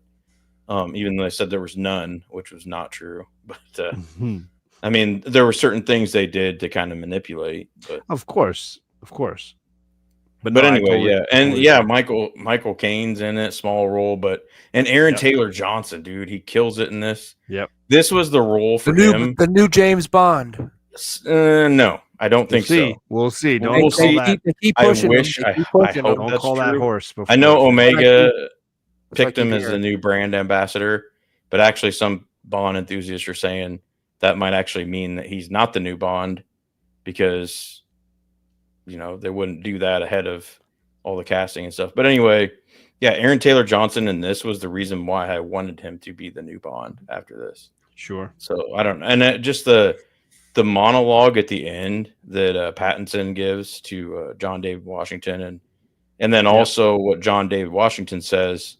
Kind of overlay there when he goes to the school where the kid's getting out, and then Elizabeth Debicki's there, and then and he saves Priya, and he saves her. Like, dude, I don't know, it just hits me on deeper levels than most people for some reason. But I think there's so much subtext. It really is a question of how focused you are on the story and how much you bring into it to be able to gather all the little seeds that are being sort of scattered through there. Right. And it is a movie where if you have distractions, it's probably not good. Do not. So, like Seven Samurai, you can't casually watch these movies. Right. I wanted to highlight Lady F is dropping some of her favorites in the chat, and I just absolutely love it. We got Beautiful Girls. We got Spinal Tap from Gore, Mighty Aphrodite. So that might be the only time we've had. I don't know if I've seen that. Any Woody Allen mention. I could have threw a couple in there, but so. Kind of excited for that. Heavenly Creatures, a really underrated Peter Jackson movie with Kate Winslet. More love for Woody Allen, which I don't have a ton of love for Woody Allen, but I'm glad that other people. I like Woody Allen, but this comment is great. I don't, except for how you spell Tenet. We'll fix that later in post. But Yeah, top 5. I mean, I would not put it in my 5 favorites of all time, but as far as my favorite Nolan films, it would absolutely be near the top of that list. Wow. And I don't, the only Nolan film I had was Memento, which is just consistently a movie that I put really high, and then Prestige tends to get really high for me as well. That one gets better too. And no Batman. And then Dark Knight and Tenet are the ones that fight for that 3rd spot. So, it's those are my personal favorites. Sorry to disappoint. Dunkirk needs to be watched more often as well. I agree. Sorry to disappoint. No Monica Bellucci tonight. Batman. We'll deal with it. Love for Michael Caine is going on in the chat. I like that as well. He is a treasure as well. Yeah, Dressed for Kill. Anybody? Well, Dressed for Kill. Yeah. Get Carter. There it is. Yeah, there's Get Carter. See, I wasn't even there yet, and you had already mentioned it. Noises Off, which is a movie that I need to rewatch. Christopher Reeve. Yeah, I've watched that. Early yeah, Christopher Reeve. What? Yeah. Michael Caine, Christopher Reeve comedy. And Sleuth. the other guy. Ooh, I like it. Yeah. Death Trap, good movie. I've got that movie, yeah. Caine and Reeves again. Yep. I love the cover of the movie. Seth Rogen is the next Bond. Okay. What? No love for Dress to Kill, Air Spider? Come on, man. He wasn't pulling off the lipstick. I get it. All right. Well, let's move on to number 5 from Matt. Sorry, that we can keep this train moving. Let's keep the train moving. This is an oldie but a goodie. This is an oldie but a goodie. We're going all the way back to the old days, like 1999, with a cast of like a cast of anybody who's who in Hollywood. We're going with It's a Mad, Mad, Mad, Mad World. What year was that? 60 something. 68. Yeah, it's a 4 Mads and a World. Yeah. It's written by Roald Dahl, isn't it? Or is that Bedknobs and Broomsticks? I know he wrote one of those. I like the song. It's Mad World. It's a great song. Oh, by from Donnie Darko. Tears for Fears. I don't know if that's a different. That is not related to this though. Mm-mm. No, but this is like old. This is like old. This is like Spencer Tracy. Trying to sidetrack us. Milton Berle, Sid Caesar, Buddy Hackett was in it. Jonathan Winters, Mickey Rooney. Yep. Phil Silvers was in it. The guy who was in I think he flew a plane. I can't remember the guy's name right offhand. He was the millionaire in Gilligan's Island. Oh, okay. He was never be able to give you his name. I'm never going to give you his name. Okay. I can't remember his name. Peter Falk was in it. Buster Keaton. Sure. You name it, they're in it. The Three Stooges were in it. Don Knotts was in it. Gore has given up on Carlito, but that's okay. We all have that moment. That's So everybody gets there. You think about it. The Three Stooges were at the end of the movie, pretty much, and nobody knew they were in it. Yeah, that movie's full of amazing stunt casting. It's just like crazy, and it's just like them all trying to get to this one spot to find the money. I like High Plains Drifter. So it's like just like one of those movies where you had to go get it, but it's iconic because you could still go and visit those iconic scenes in that movie where they go to go like where the palm trees are, and that you can still go visit that spot where they tried to dig up the money and tried to find it. And that kind of thing. And then Spencer Tracy ends up with the money. I will say I probably have not seen this film since the 90s. That's how long it's been, but I probably should revisit it. I hear it holds up well. Same here. Yeah. It's awesome. It's just one of those comedies that you wanna watch, and then you like, I know that guy. It's like you just start realizing you know more actors and actresses than you really want to, and then the one lady gets what she gets at the end. Slips on the banana peel. Yes, I remember that part. It gets hurt. And then they end up, and I think the Three Stooges were the guys that were like the firefighters trying to help save them or something with the ladder or something. I forget. But they were down below, but you really wouldn't know they were really in it if you didn't check the cast sure thing or whatever. But how many people back in those days really cared about the cast, really. Names, I think big names. I think there was certainly an element of stunt casting, like in the Muppet movie, the original Muppet movie. I think there was that quality of like, how many great comedic actors can we throw into this? Oh yes. But I don't think it meant as much to the audience as it did to the adults who were taking their kids to see these movies, right? Yeah. The parents were like, oh my gosh, there's Steve Martin or whatever, Yeah, or Tim Burton. But the kids were just like, oh, that's funny. Do you know what I mean? Oh yeah. Yeah, comedy is just great. I love comedy. So great pick, Matt. As always, crushing it. I'm gonna go my number 5. This might be the only horror movie we have tonight, and it depends on how you choose to define horror, because I love thrillers as my favorite brand of horror. And this is a movie that maybe you'd be surprised would make my top 5, but it's a movie that I rewatch fairly often because I just find it so cinematic and phenomenal. I'm talking about Silence of the Lambs, gang.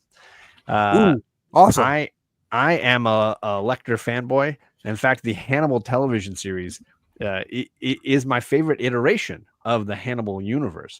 But Silence of the Lambs as a film, it is perfection. It is absolutely perfection on screen. It is disturbing. It is captivating. It is perfectly cast. Like the actors are on point. Scott Glenn, obviously, Anthony Hopkins and Jodie Foster. Yes, they play off each other great.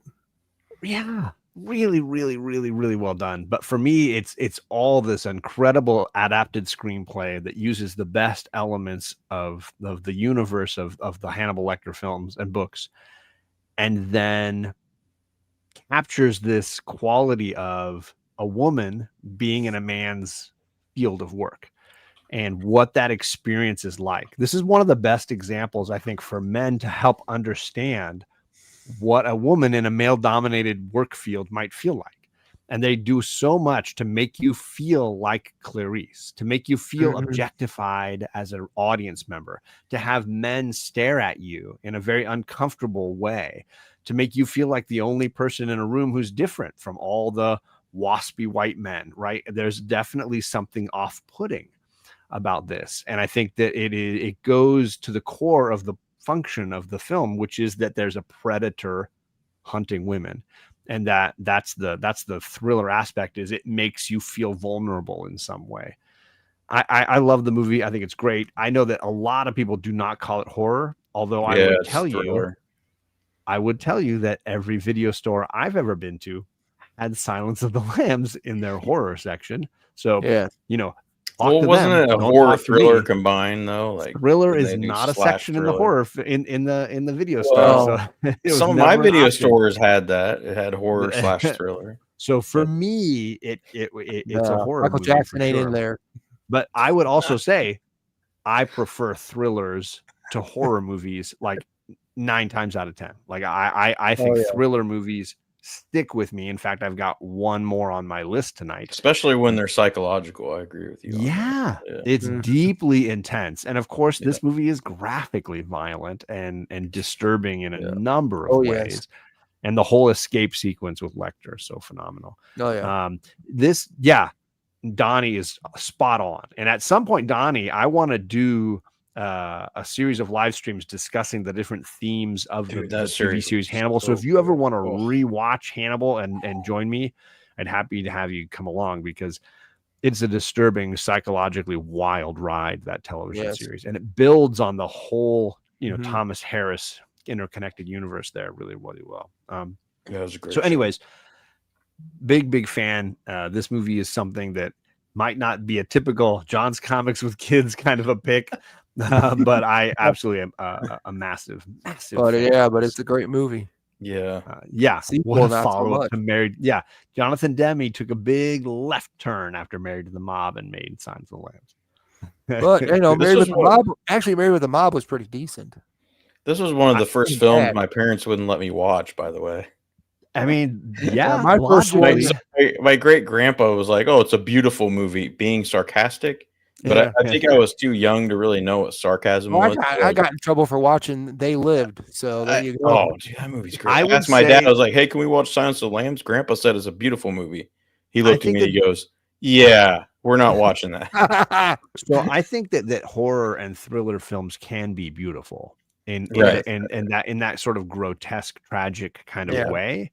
And I think that's what differentiates a Silence of the Lambs from Human Centipede. I think that there's no beauty in Human Centipede, but I think Hannibal, the television series, and Silence of the Lambs tries to present the art and poetry and tragedy in life and death. And I think there's something to be said there. Whether they achieve it, is up to the viewers. But it was Best Picture, wasn't it? Hair Spider. It is one of, as far as I know to this day, it's still one of only, I think, 3 films that won picture, director, writer, actor, and actress all in the same year. If I remember, the score was creepy as hell too. Oh yeah, I get it. Oh yeah, it was really good.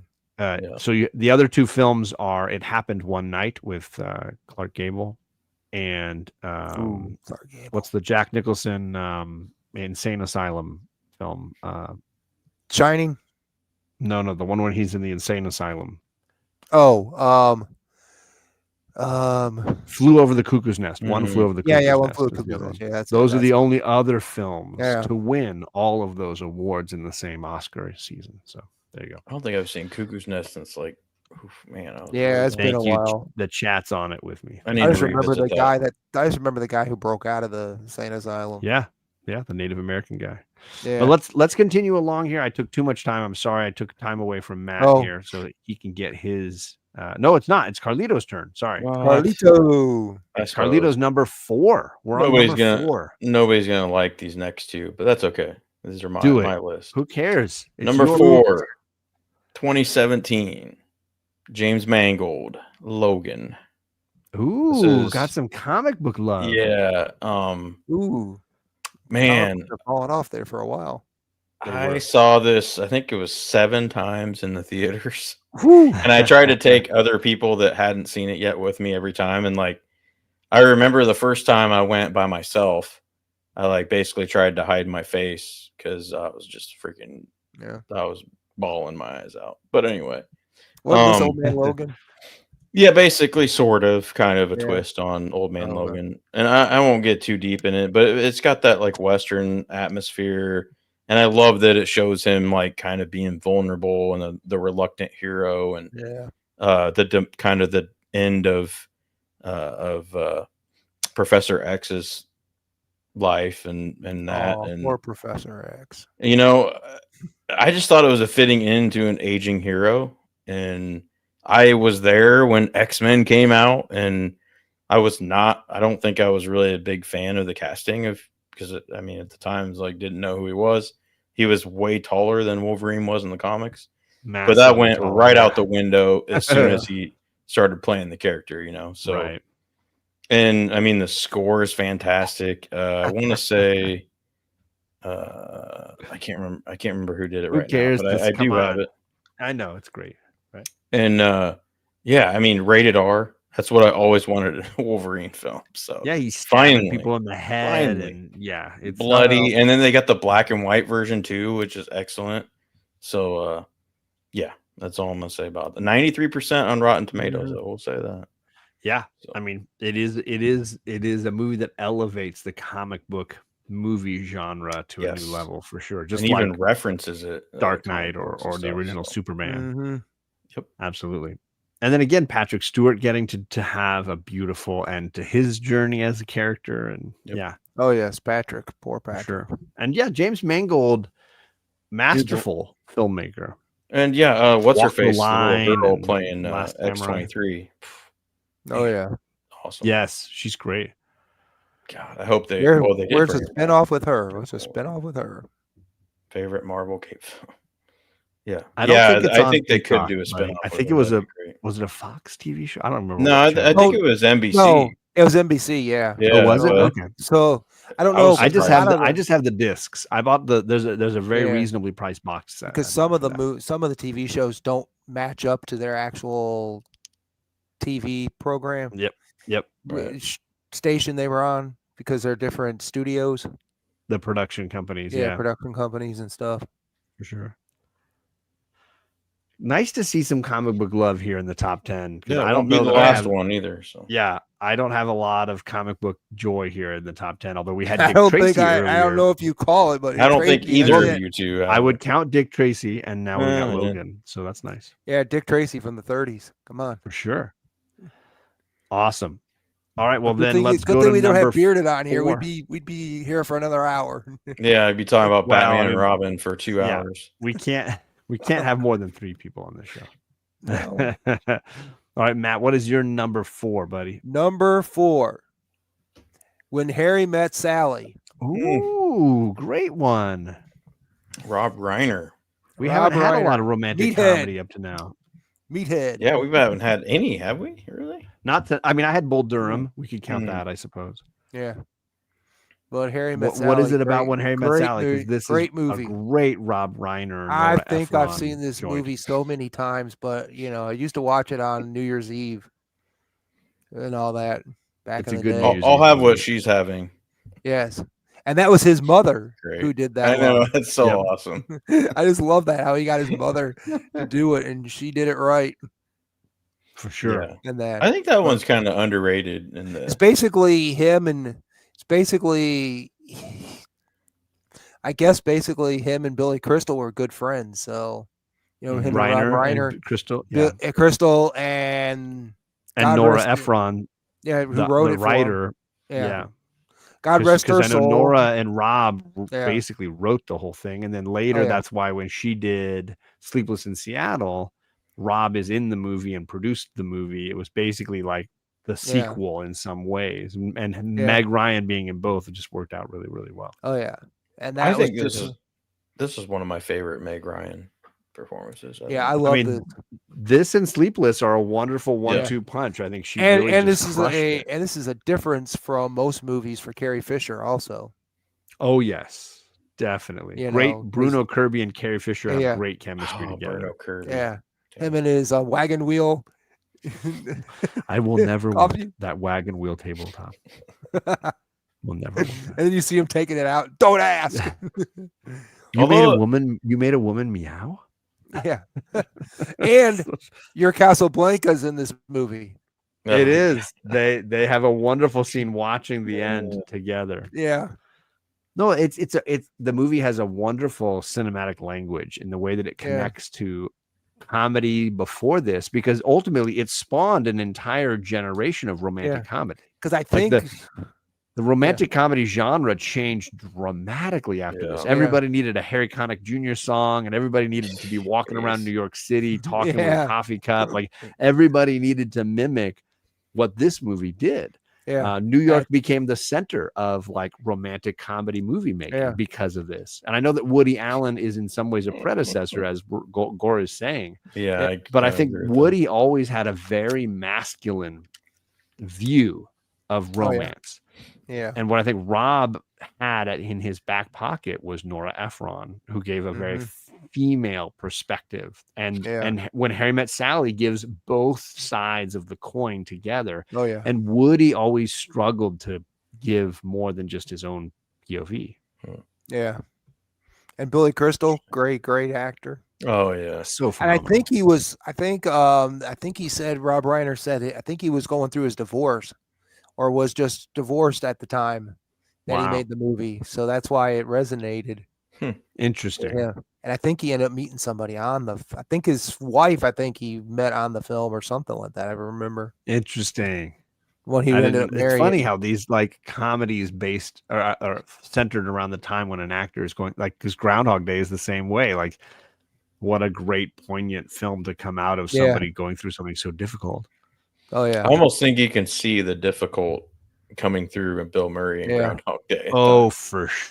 Oh, yeah. Like it wasn't really acting. That was just like, it was there, And Bill, I mean, it's just like, poor Bill doing that. And, and that, it's like, and then what about Bob? I like that film. A lot of people don't. It's a good movie. It's a good movie. Okay, number 3. I'm with you, Air Spider. I like seeing movies where a city, but New York in particular, are the centerpiece. No, I prefer Chicago, my number 4. That's okay. That works.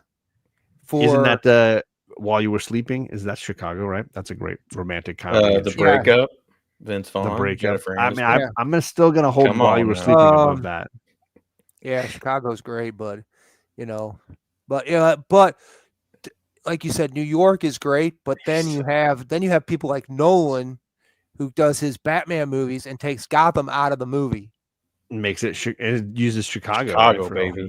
Yeah, it's like I always look at it like I could put that city anywhere in the United States and it's there, but Gotham is what made Batman.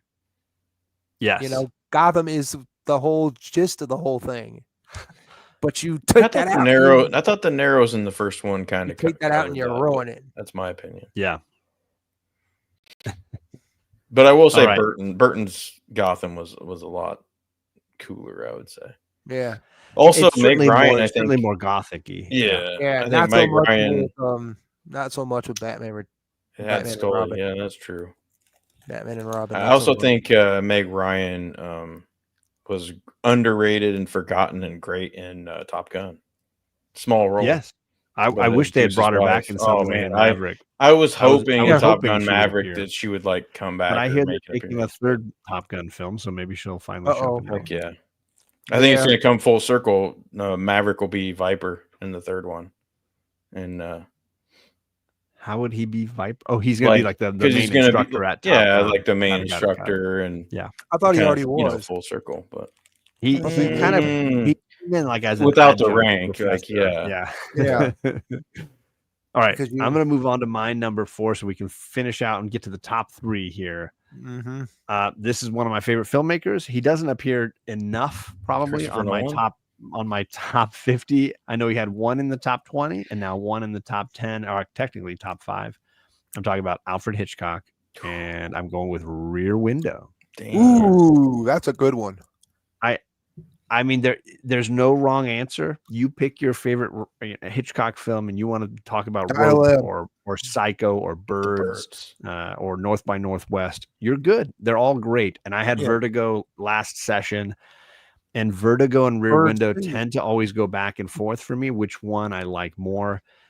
What I think has landed Rear Window in the top spot this time around is that it is timeless in a lot of ways, and you have episodes of The Simpsons remaking this concept. You have Shia LaBeouf movies updating it for the 2000s, and when he made that, whatever, I can't remember the name of that movie that he did, where he basically was like on house arrest with an ankle monitor and had cameras pointed at his neighbor's house, and he thought he sees a murder and he's got to record it, but he can't leave the perimeter of his house because he's on house arrest. This concept of spying on your neighbors and not being sure of what you think you saw next door, it's timeless. Like it is based on paranoia and suspicion and fences making good neighbors, and this is a really true to real life kind of thing, and I think movies like What Lies Beneath by Zemeckis with Harrison Ford build on these same concepts, that like the scariest things are your own neighbors. And it's there are no bad Hitchcock films. Even the poorest ones are incredibly entertaining, but there is something truly visceral about Rear Window, and you're feeling so helpless in this James Stewart body cast and being stuck in the whole movie, stuck in his apartment, just looking out windows, and the whole perspective of it. So incredibly well photographed. And at the time, one of the most expensive sets any movie had ever built was this apartment courtyard. And the whole movie had to be photographed from this one space with usable stairs and ladders and fire escapes, and the whole thing was incredibly well crafted. And so for me, it's the most it's the movie of Hitchcock's list for me that is the most timeless and the most rewatchable and feels the most relatable to a modern audience now, like almost 75 years later. It still clicks the same way. So that's the one for me, although you pick your favorites and there's a lot of ones being listed in the chat. I love the Birds. Great movie. I know my daughters love To Catch a Thief and North by Northwest. You pick a Hitchcock movie and you're gonna get an entertaining piece of entertainment. But for me right now, in this particular phase of my life, Rear Window is the tops, and it will remain that way. Dial M. I don't think I've seen Dial M. Yeah, Dial M for Murder. I just bought that. So good. I had it. I loved it, but I don't think I ever had it in my collection. And I don't know if you saw. Did you see the remake with Michael Douglas called A Perfect Murder? Oh yeah. So Michael Douglas, Gwyneth Paltrow, and Viggo Mortensen. Viggo played the boyfriend in that one in the mid '90s. Called A Perfect Murder. Great remake with wonderful actors. It's not as good because obviously Hitchcock is Hitchcock, but yes, really, really great. Don't forget the Hitchcock Hour, the television seseries. Sure. His collection's on sale on Amazon right now too, on DVD and Blu-ray. So I should probably pick the Blu-ray up. Damn, I should. Donnie, you correct me if I'm wrong, but he's in the piano player's apartment listening to the music with a couple other people at one point, if I'm not mistaken. But you can correct me if I'm wrong.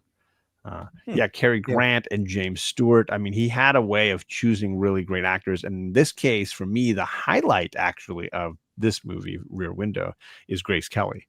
And that shot when she's going in to kiss Stewart as he's waking up and the camera is like Stewart and she's like kissing the audience. Yes. Come on, gang. If you don't fall in love with Grace Kelly in that moment, there's something wrong with you. There's just something wrong with you. But it's sad that she left acting. It certainly was not her loss, but certainly our loss. Right? Yes. Our loss. And then when she finally died in the car accident, that was. Then it became everyone's loss. Then it became everyone's. But that was sad. Yeah. She was great. But I mean, a lot of actors come and go. But. Sure. All right. Gary Cooper. Somebody said Gary Cooper. Gary Cooper is another great example. High Noon. We're in the top 3, gang. We're entering top 3. Top 3. We're almost at 2 hours in. Carlito, number 3. 8 o'clock high. Top 3. I mean, number 3. 2008. Dark Knight. Ooh. A la the Dark Knight trilogy, basically. But if I had to pick one, Dark Knight. Oh, you're not taking the third one. Oh. I'm not really going to get into, I mean, I've probably talked this movie to death, but I will say I've seen it 18 times in theaters. But also that came out when I was living in Chicago, like by myself. So after work, I had a lot of time to go to the theater by myself, and I kept going back to see it all the time. Back when they had like discount theaters too. So I mean, Chicago had a lot of those. God, and I went to almost every. I think actually all but one location, in and around Chicago for all the filming of that film. Yeah, sure. And Public Enemies too, but mostly Dark Knight. I was obsessed with that. Batman Begins too. So I mean, there's not much else to say. Heath Ledger as the Joker, to me. I know certain people like different aspects about the Joker and the comics and characters and stuff. To me, sure, I like all 3. I like Joaquin Phoenix. I like Jack Nicholson. I like Heath Ledger. But I think Heath Ledger brings and Mark Hamill as well. I mean, Cesar Romero. Mark Hamill's voice. Cesar Romero. I liked him. Yeah, I respect him. But he was not my favorite Joker. He's too funny. I think there should have been more darkness there, but I mean, again, it was a slapstick. Ledger is truly terrifying. Oh, like the chaos, the Batman's like structure. Yeah. It's perfect to me. Yeah, and I like that the origin story changes depending on who he's talking to, and just the way it's shot. And I wish they'd done it all in IMAX, but definitely the IMAX shots are with that opening unbelievable. With that opening where they killed off all the people. Opening, where he robbed the bank. I like there's no credits or nothing. It just kind of shows a symbol and just fades in. Yeah, and then the music drops from Hans Zimmer and the guy that is from Chicago. I can't remember his name. He did the Fugitive score and some other good scores. I can't remember. I'll tell you, Donnie, Mark Hamill is a little bit above for me. Mark Hamill's Joker I'd put Mark is always going to be number one, but I understand if you're willing to dismiss it because animation should be separate. I understand. Yeah, I separate those. Because there are some other and that's fine. that did the Joker, but Kevin Conroy he's also my Batman. When I hear the Joker's voice, it's Mark Hamill's. And that's when I'm ultimately the thing. Like I don't read a Batman comic and hear Heath Ledger. True. I read a Batman comic and I hear Mark Hamill and I hear Kevin Conroy. You forgot Jared Leto playing Joker. I did not forget it. I just didn't mention it. This is the only time I've removed someone from this show. And I'm just saying that joke was unacceptable. Unacceptable. I don't like Leto we don't reference anything connected to the Snyder era. We just kind of keep it all bottled it up inside. Well, how come we're not going to get a Joaquin Phoenix and a Pattinson together movie? Are you trying to push all the buttons right now, Matt? Have you seen like Joker leaning on the keyboard? If you watch that, you'll know why we're not getting that mixture. No, this is a great movie. I'm glad you included it. I do think it elevates like Logan did earlier, and I mentioned I had the Christopher Reeve Superman in my list. These are films that I think elevate the comic book movie genre to a really impressive level. Well, and I think out of the three, at least to me, it portrays Bruce and Batman as more the detective side compared to the other two. Yeah, for sure. Great. He's just better than Affleck. I'll tell you that much. I mean, you don't got to sell me. I mean, sell me on that. Yeah, I mean, if you ask Michael Keaton, Keaton says he's number one and Lego Batman's number two. So I mean, I'm fine with Kevin Conroy and then Lego Batman. And Kevin Conroy, when I read a comic of Batman, his voice is what I hear. That's what I think of. That's all I gotta say. Yeah. All right, Matt, what is your number 3, my guy? Number 3, Who Framed Roger Rabbit? Ooh, good one. Yes. And he's got the shirt. Nice. That's pretty high up there. I know. For an animated movie. I mean, a partial animated. I mean, it's humans in animation, but you watch the documentary how they made it, it was crazy. Yeah, it's pretty crazy. I was double checking because I had that one about 36 on my list. Yeah. Great movie. I'm so glad this is a double pick. Yeah, and Zemeckis too. And you wouldn't have what you have today because of that movie, because of all the stuff they had to go through to try to make it and everything. And Bob Hoskins does such a phenomenal job in this. God rest his soul. Oh yeah, Mario. Well, I mean, like he's a British guy, so he's doing this. Yeah. He's doing an accent this whole movie, and you would never, as a kid, I could never have predicted what his real accent would sound like. It's kind of like Christian Bale or something. It's just so authentically American Californian. So good. And then creepy as heck, Christopher Lloyd. Yeah. Oh yeah. And you find out at the end Christopher Lloyd's actually a tune. Yes. I love it. Doesn't his eyes pop out of his head too or something? Yeah. My voice was just like this. And they actually still have, I've seen people show it at Disney. They still have the part where he puts the shoe in the. Kevin Conroy was in Cheers. I posted this on my Instagram the other day. So if you need the link, Carlito, it was in my story a few days ago. I'll send you the link to the clip where he played a baseball player who was friends with Sam, and Rhea Perlman's character couldn't stop hitting on him. So he was a very young guy. Yeah. And then Gore dropped a list of his favorite comic books turned into movies. And we had discussed Road to Perdition earlier on your list. And History of Violence is a masterpiece. I will not ever watch Old Boy ever again. That movie is too disturbing. And I can't believe that they chose to remake it in English, because that was a movie that I did not need to be ever made twice. Yeah.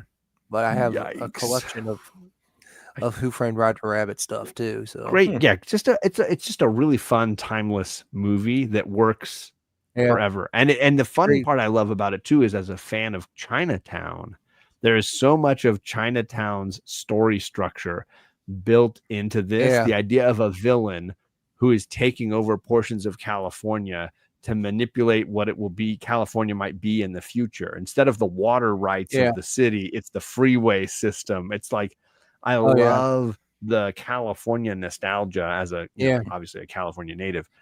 So well utilized. And they'll never, and after this movie, they'll never have two people. They'll never do, two studios will never cross over like that again. Right? Because you had Disney and Warner Brothers, right? Brothers together, and they said that will never. Mickey Mouse and Bugs Bunny could share the screen together, gang. That was a big deal. It's like Superman and Spider-Man hanging out. And the whole piano scene with Daffy Duck and Donald Duck. Yep. The whole piano scene. Who played Jessica Rabbit? I forget. Kathleen Turner. What's her face? Okay. Kathleen Turner from Romancing the Stone and Body Heat and so many other great movies. This is a great comment. Yes, I think, Donnie, I think it's just a great movie that I think, obviously, if you weren't a Viggo fan through Lord of the Rings, History of Violence might do that for you. But Rod the Rican, man, we're in our top 3, buddy. We're almost to the top 2, and so we're nearing the end, buddy. Oh, he was in Viggo was in that movie with Demi Moore. G.I. Jane. G.I. Jane. He was the drill sergeant in G.I. Jane. He's great in it. Yeah. I think that was the first time Crimson Tide as well. Yeah, I think that was the first movie I think I've seen him in. Besides that, I've realized who he was. Gore, if you want to do a Lawrence Kasdan show, I'm also down for that, because Lawrence Kasdan is my guy. In fact, this is good timing. Actually, I'm gonna move us on to my number 3, because my number 3 is written by Lawrence Kasdan, who I would say is probably my favorite. Maybe we'll just say it that way. My favorite screenwriter in the history of Hollywood.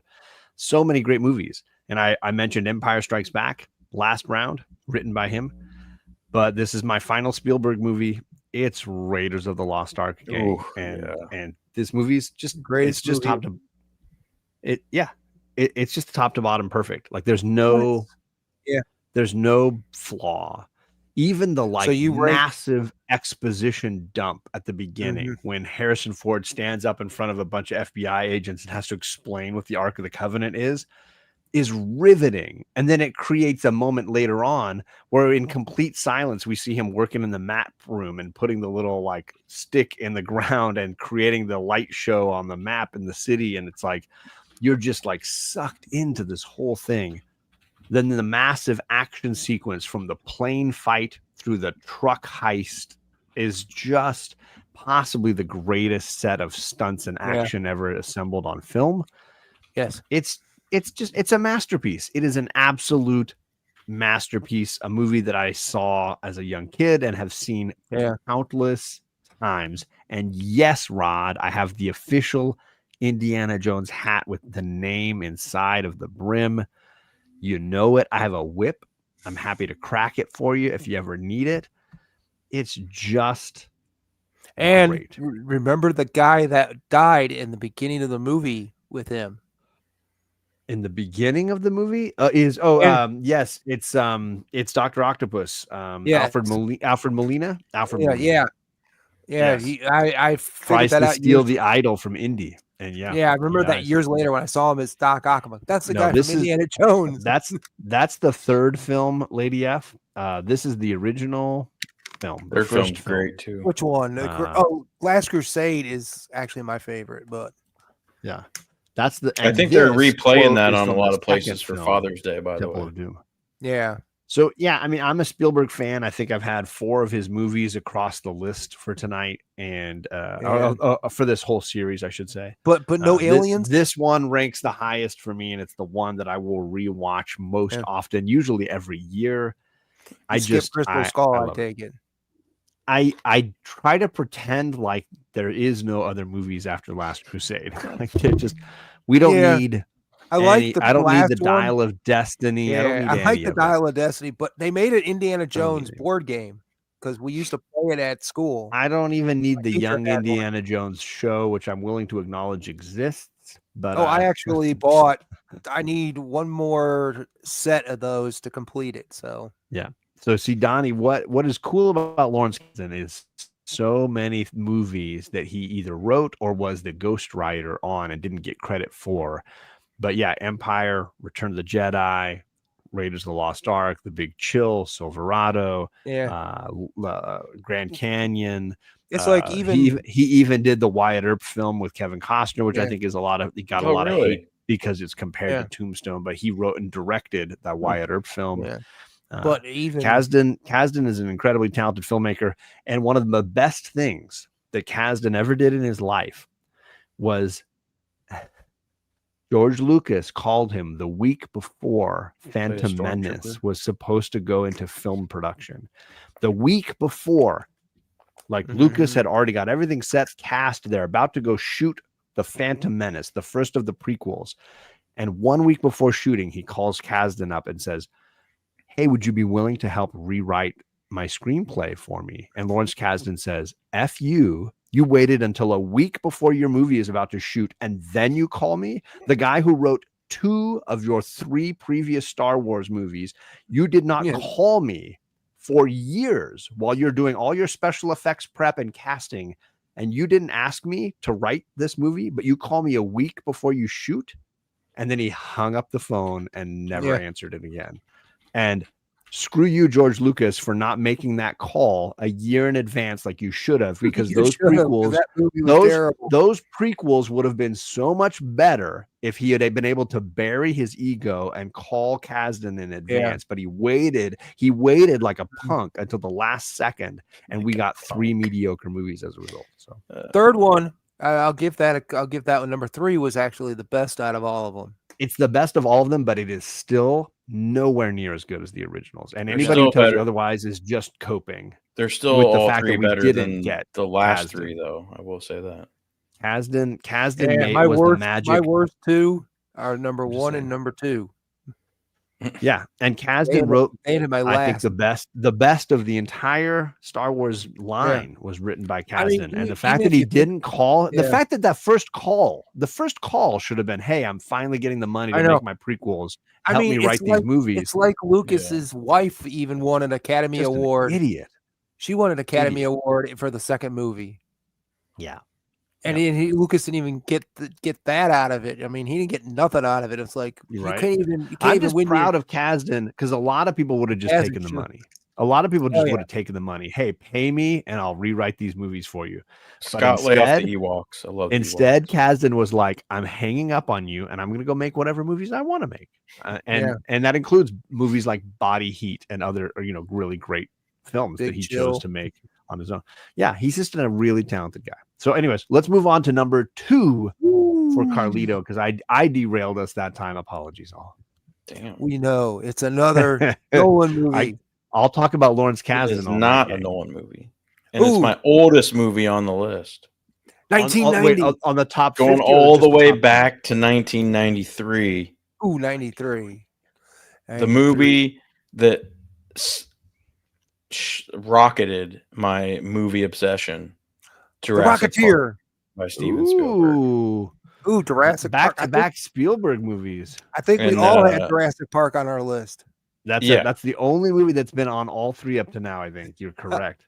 Jurassic. And I mean, I still Park. I think we discussed this when it was listed last time. John had it, I think, but I still remember the day I went and saw it with my dad. And like I said, he rarely took us to the theater to see a movie. When he did, he was very picky, and man, it was a hot June day. I remember walking out of the theater with him and my brother, and we were both just like flabbergasted. Like, it was one of the best experiences I've ever had in my life, especially with film. So, I mean, the score is great by John Williams. Oh yeah, John Williams. The practical effects mixed with CGI.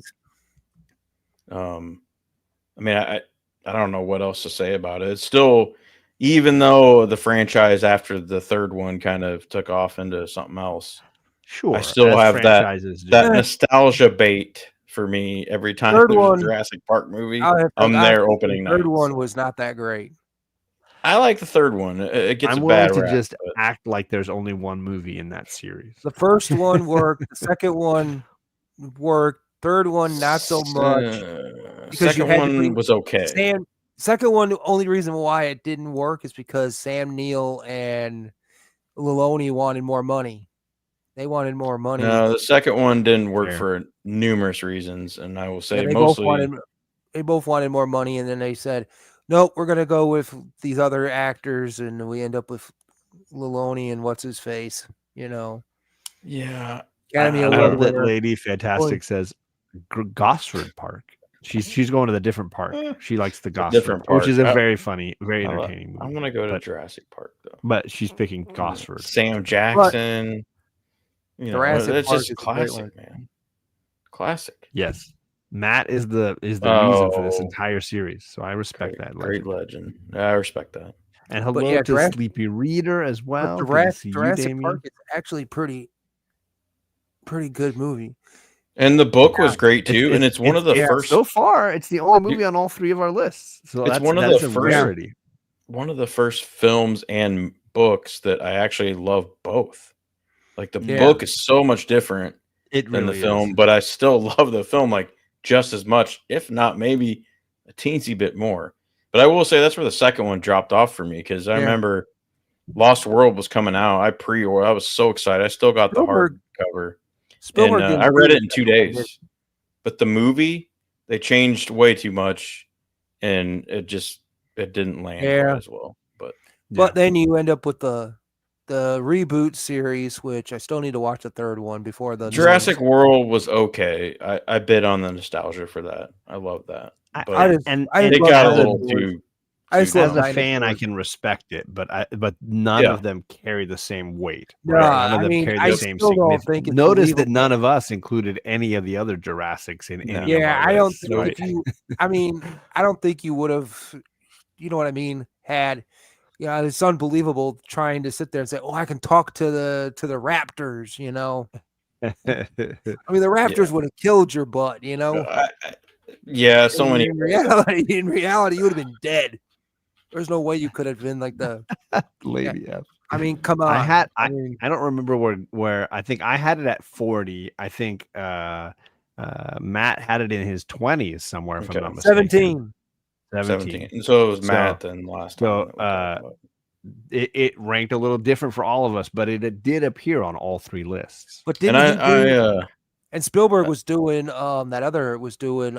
he did Schindler's List and Jurassic Park the same year. Yeah. And then he did Lost World and Amistad the same year. Yeah. The font like a year or two later. I will say he was also like notorious for being on one set and sort of like working remotely on the other movie at the same time. And I heard that so there's Lost a little World, bit of like inconsistency. Wasn't fully there the whole time, but that's what I heard. And I will say though, with the book and the movie on Lost World, the whole San Diego thing was like out of the book, which was great. It reminded me of kind of King Kong, kooky, but yeah. Sure. It was a lot like that too. And when I was reading the book, like it felt like that too, like felt like King Kong kind of. But sure. Yeah, and I saw this 8 times in the theaters. But I will Whoa. say 2 of those times I've seen it we had to get free tickets to come back because there were severe thunderstorms, and one time I think a tornado that took out the power. So it like stopped the movie. That like, would scare. And it was hilarious because it was the one time was when they hit the T-Rex paddock and it starts raining and stuff. So then it's like, what the hell is this part of the gag? Is this part of the movie? No. That's some scary timing right there. It's sort of like in Gremlins 2 when they stop for intermission. Oh yeah, and Hogan comes like that. Out. So, and that was way back when I think Southridge still had the cinema out here. But anyway. And you know what, Lady F, as far as novels go, I think he does have better novels. Like I remember reading Rising Sun. Rising Sun and Sphere were wonderful novels. Yeah. The movies were not nearly as good, but the Rising Sun novel and the Sphere novel are both Yeah, really. I read Sphere so fast, and Andromeda Strain. Riveting, and the movies are so awful. Rising Sun in years. They're really great. They're really just like, he did write Congo, and I liked Congo too. It was really good. That was one of his too. Congo was an okay movie. Wasn't the book bad. was good. The movie was enjoyable, but it wasn't. I mean, it was better than that Anaconda movie. Yeah, definitely. He also wrote that Timeline book, which was a pretty solid movie with what's his name from Gerard Butler. Yeah, Gerard Butler. Oh yes, good pick, Carlito. Now it's on everybody's lists. Hell yeah. Number 2. What is number 2 for Matt? Probably one of my most watched of anything. I mean, besides the number 1 movie, but probably one of my number 1 favorite watched movies and favorite watched TV series of all time that I love. And it is the movie MASH. Ooh. Whoa. Wow, I did not see that. Wow, I was not going to predict that. Holy cow. All right. Why this movie? Talk to me about this. Yeah, MASH. It's great. It's just Robert Altman at his best. Basically, they threw away the script pretty much from what I've heard. So it was all like improv pretty much. Donald Sutherland, the best Hawkeye, besides Alan Alda to me. Both of those guys There's only 2 of them, so what are you talking about? I mean, you had to take one or the other. Competition. We're not talking about Batmans here. I mean, I wish they would have brought in the Duke Snyder or the Duke Forrester character, the Tom Skerritt. I don't from the remember movie. this.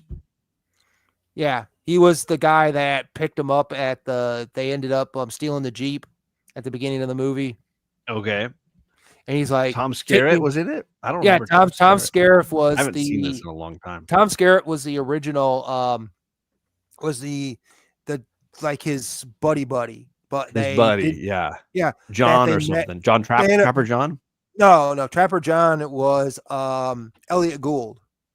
He came in the middle of the movie when he finds out that the new surgeon, because they're looking for a guy to crack a chest open. Yeah. Kind of guy, surgeon. Heart surgeon. Yeah. Heart surgeon. So we need a heart surgeon. So they go get Trapper John, and that's when he finds out that they played football against each other. Yeah. With Spear Chucker Jones. Yeah, Spear Chucker ended up coming in there. He's a real football player in real life. Lady F, I had Young Frankenstein in my top 20. That's one of my all-time favorites. So yeah, great movie. It was number 14 for me. I prefer Young Frankenstein to Blazing Saddles, but there's no shame. There's no wrong answer. Oh yeah, but High Fidelity. Matt, I think the best Hawkeye is Jeremy Renner, but that's all I'm gonna say. Now I got to remove Carlito from the show. Like that was just not. But it's like it's sad. We just lost another member from the TV show just recently. Hot Lips, right? Yeah, just Hot Lips. away. Yeah. Now she can be with Frank Burns. That was my comment to somebody. I hope she's just with people over. That was the whole thing. That was the whole thing in the movie was like, they always, but she was married. I never understood that. She's married to a guy who back worked home, but back she home. was living here. She was doing the Korean War and kind of like dating. Yeah. And what they did was they took different zip code. The writer, the guy who wrote the book, and that because MASH was a book, don't forget beforehand.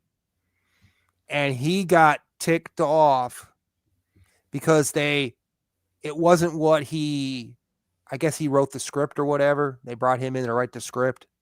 And he said it was nothing like the script. What they did was they took out a lot of the Korean War at that time, War aspect, and put in Vietnam references. They made it more relatable to the Vietnam War, and that war. Because that's why, like when Hawkeye, even in the TV show, he says, being here for so long, why are we here? Having to go to the shrink and talk to the shrink and all that. And then you end up having the whole thing with, the guy, and then the only guy to come out of the TV show who was in the movie was Gary Burkhoff, who played Radar O'Reilly. Radar, yeah.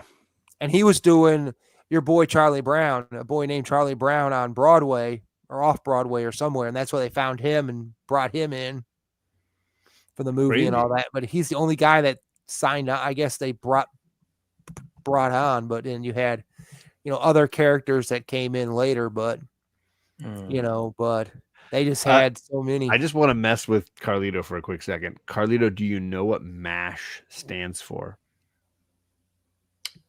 Oh God, I know I used to. I don't remember anymore. Then I'm gonna let Matt answer if he can do it because I know the answer. I'm happy to be the arbiter of correctness.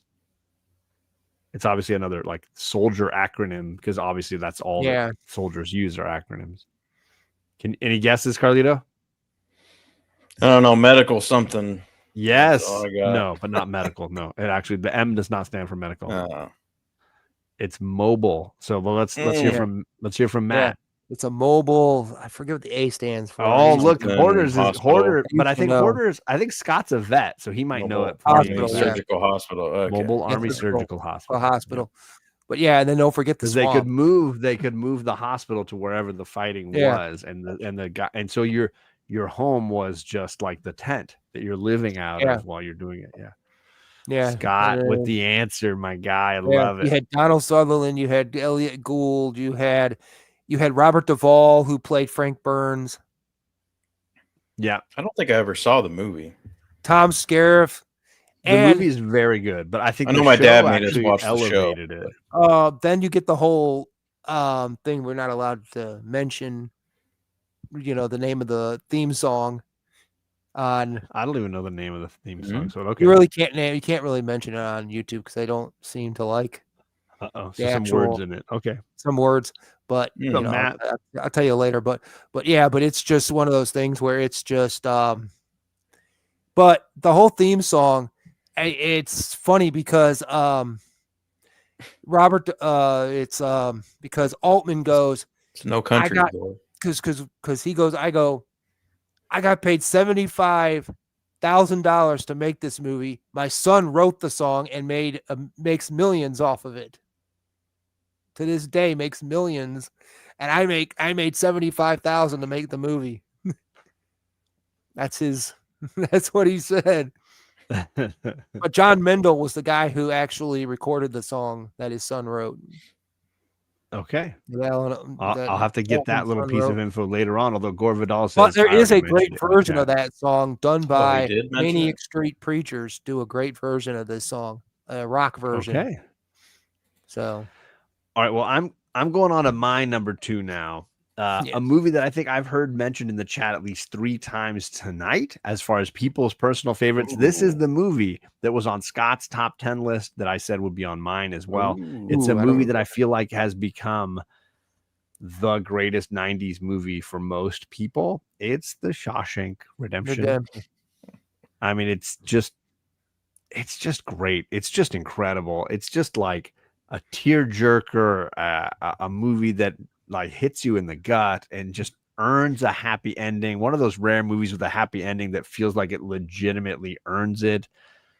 This movie is just incredible. Movie.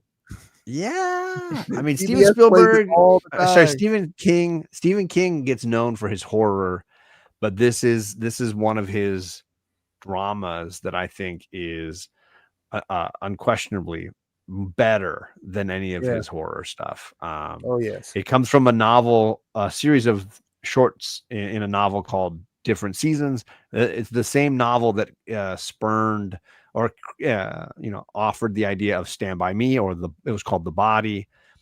So Different Seasons has 4 stories, one for each season of the year, and I think of the 4 stories, 3 of them have become major motion pictures. You have Apt Pupil, which is the movie with Brad Renfro and Ian McKellen, and then you have Stand By Me, which is based on the story The Body, and then you have Shawshank Redemption, which is based on Rita Hayworth and the Shawshank Redemption. So great novel with 3 phenomenal stories in it, and I don't know that there's a ton that needs to be said about this movie because I think everybody that I've known who's seen it has been impressed by it. I mean, it's just one of those things. Frank Darabont, obviously. Yeah, Frank Darabont had gone on from this to do so many great films, including The Green Mile. Some people really loved the Mist. He did The Mist with so many great actors in that one, like Thomas Jane.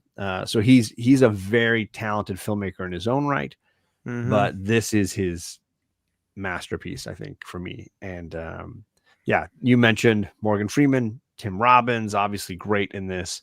I don't know that there's a ton that needs to be said, but I am shocked that we've gone all the way through top two, and I'm the first person to actually throw this on their list. So I'm glad there's some love for it in the chat. I do love A League of Their Own, great movie, Lady F. League of Their Own.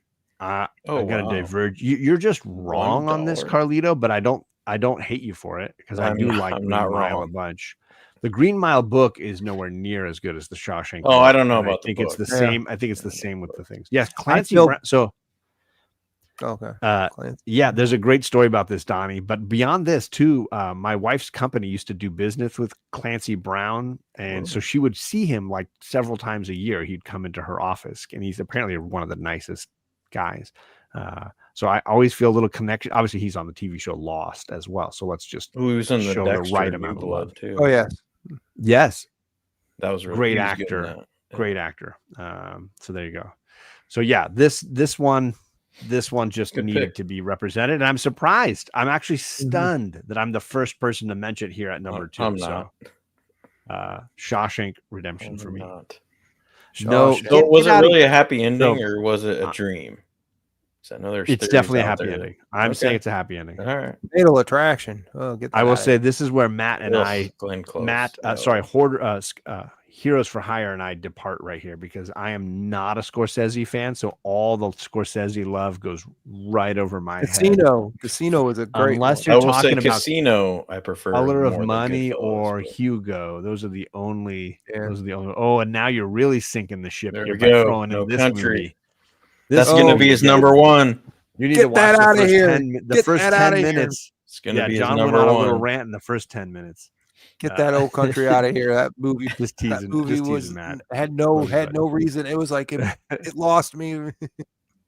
So here we go, gang. We have reached number 1. Damn. The one film that is the personal favorite for each and every one in the panel here. And the one I've seen the most. Carlito Classico, what is your number 1, my buddy? Well, it's from a director nobody would ever guess that I would pick. And Nolan? We're close. Nolan? And it's from 2014. Oh, 2014. Interstellar, yeah. And this is a film that I saw 5 times in IMAX, 9 times overall. And I couldn't quite. I found a couple people that were on board with it, but most people were like, "Eh."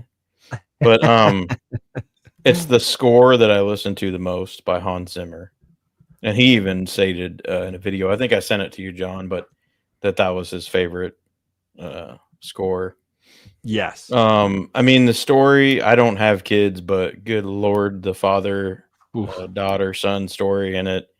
The sci-fi. Let's just call it a father-daughter story because the son gets kind of left out. I'm just gonna say, like, if you're if you're the son, rewatch the movie from the perspective of like, hey, what's the son doing up?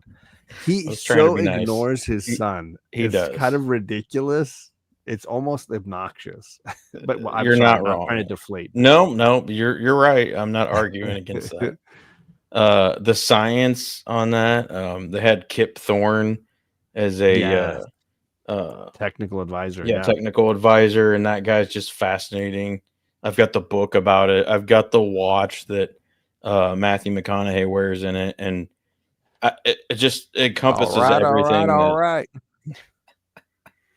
Yeah, it encompasses everything. I mean, I think for me, besides being my favorite movie of all time, I could rewatch whenever. Sure. It encompasses all the best elements of Christopher Nolan. The emotional stuff, the scientific stuff, and then his timeline, like, what he likes to do with time and manipulation of time, and also gives us one of the most fascinating alternate planet scenes on the water planet, where I think it's only like 2 or 3 minutes, the most intense thing I've ever seen in IMAX in my life.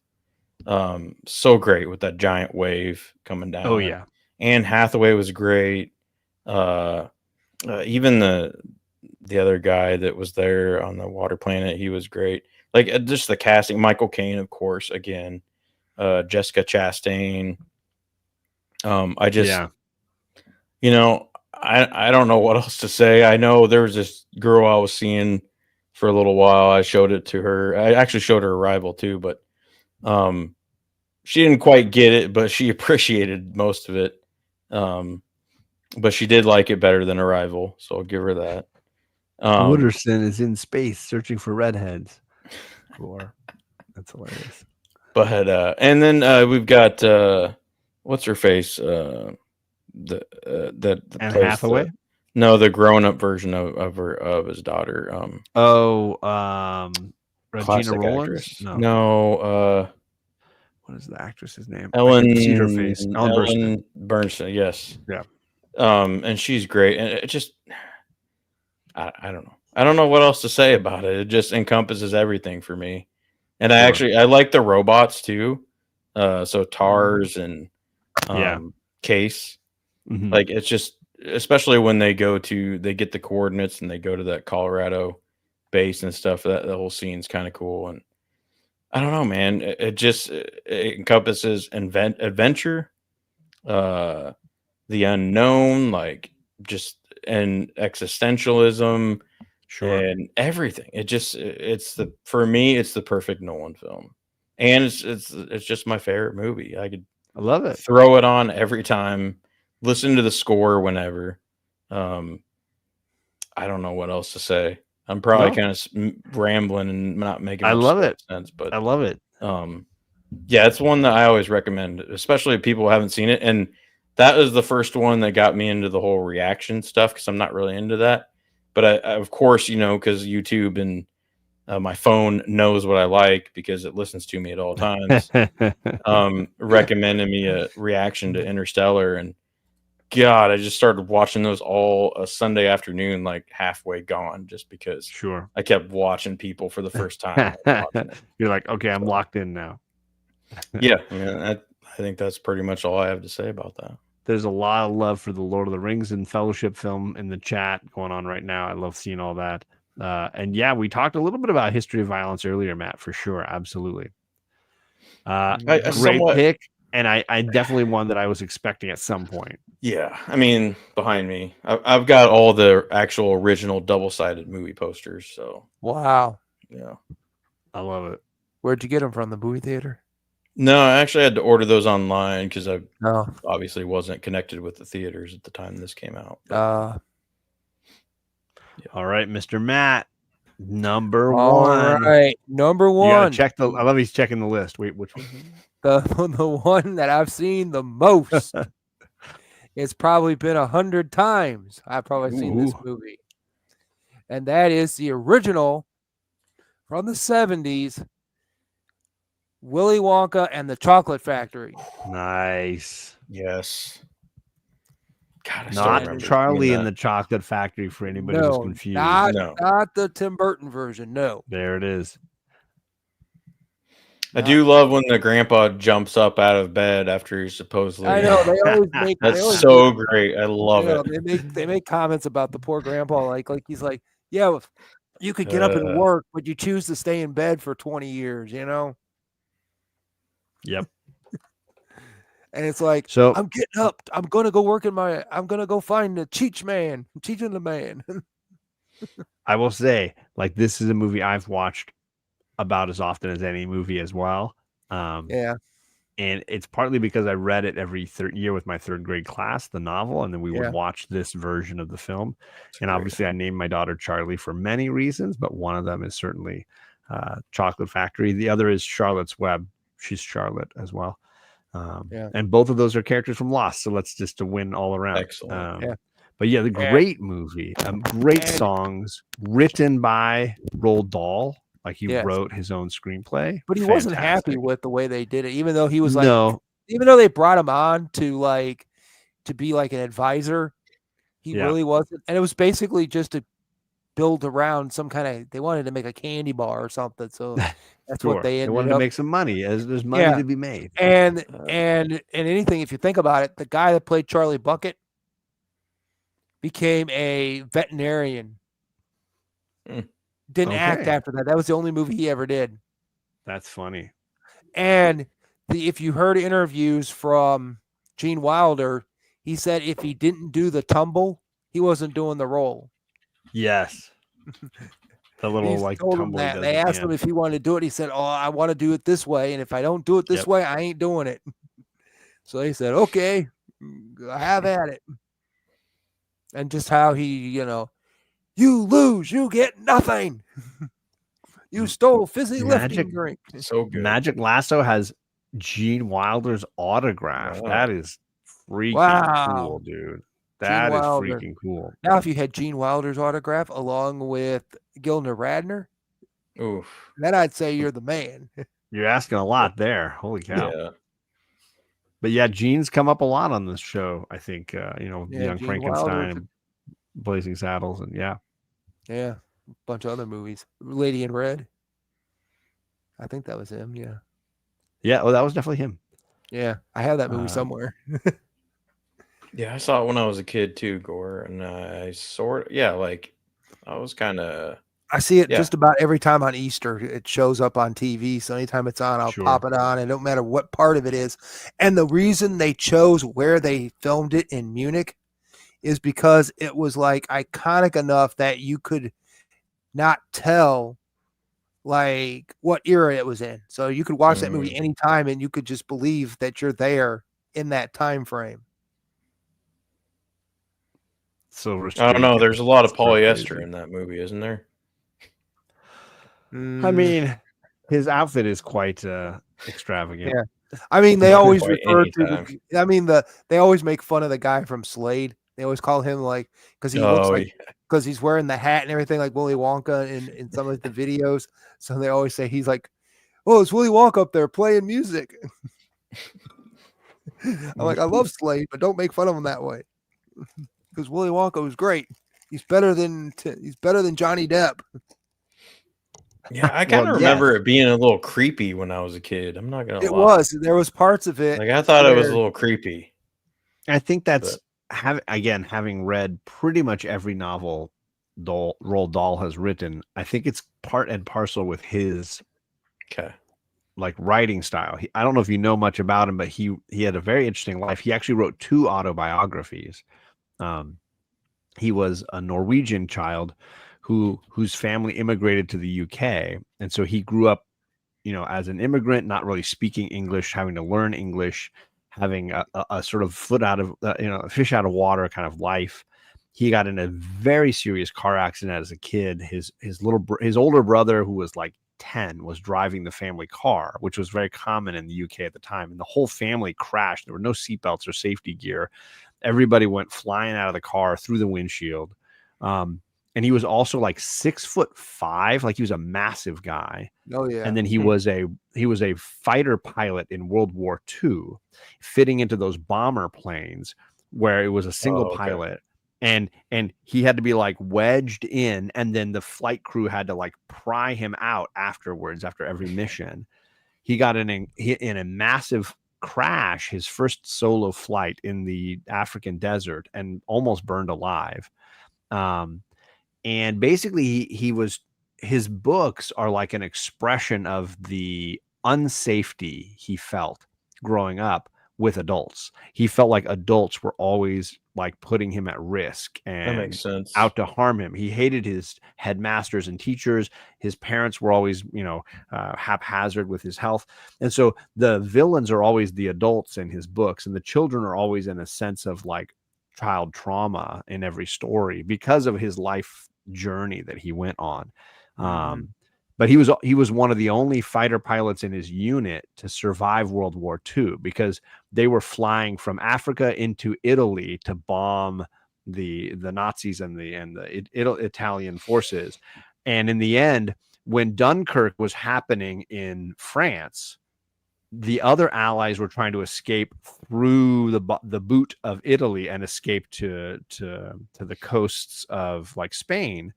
And the only cover they had were the few bomber fighter pilots left, including Roald Dahl, like covering the escape. So you think of what the fighter pilot in Dunkirk is doing. That's Roald Dahl in Italy. He was doing the exact same thing, and he was one of the only pilots to live through it. Like almost his entire unit died. He was like one. I think there were like 3 planes left out of the entire unit of pilots. It's crazy. So yeah, his books, are very unsettling. And Makes I think sense. they're designed that way because the children are always in peril.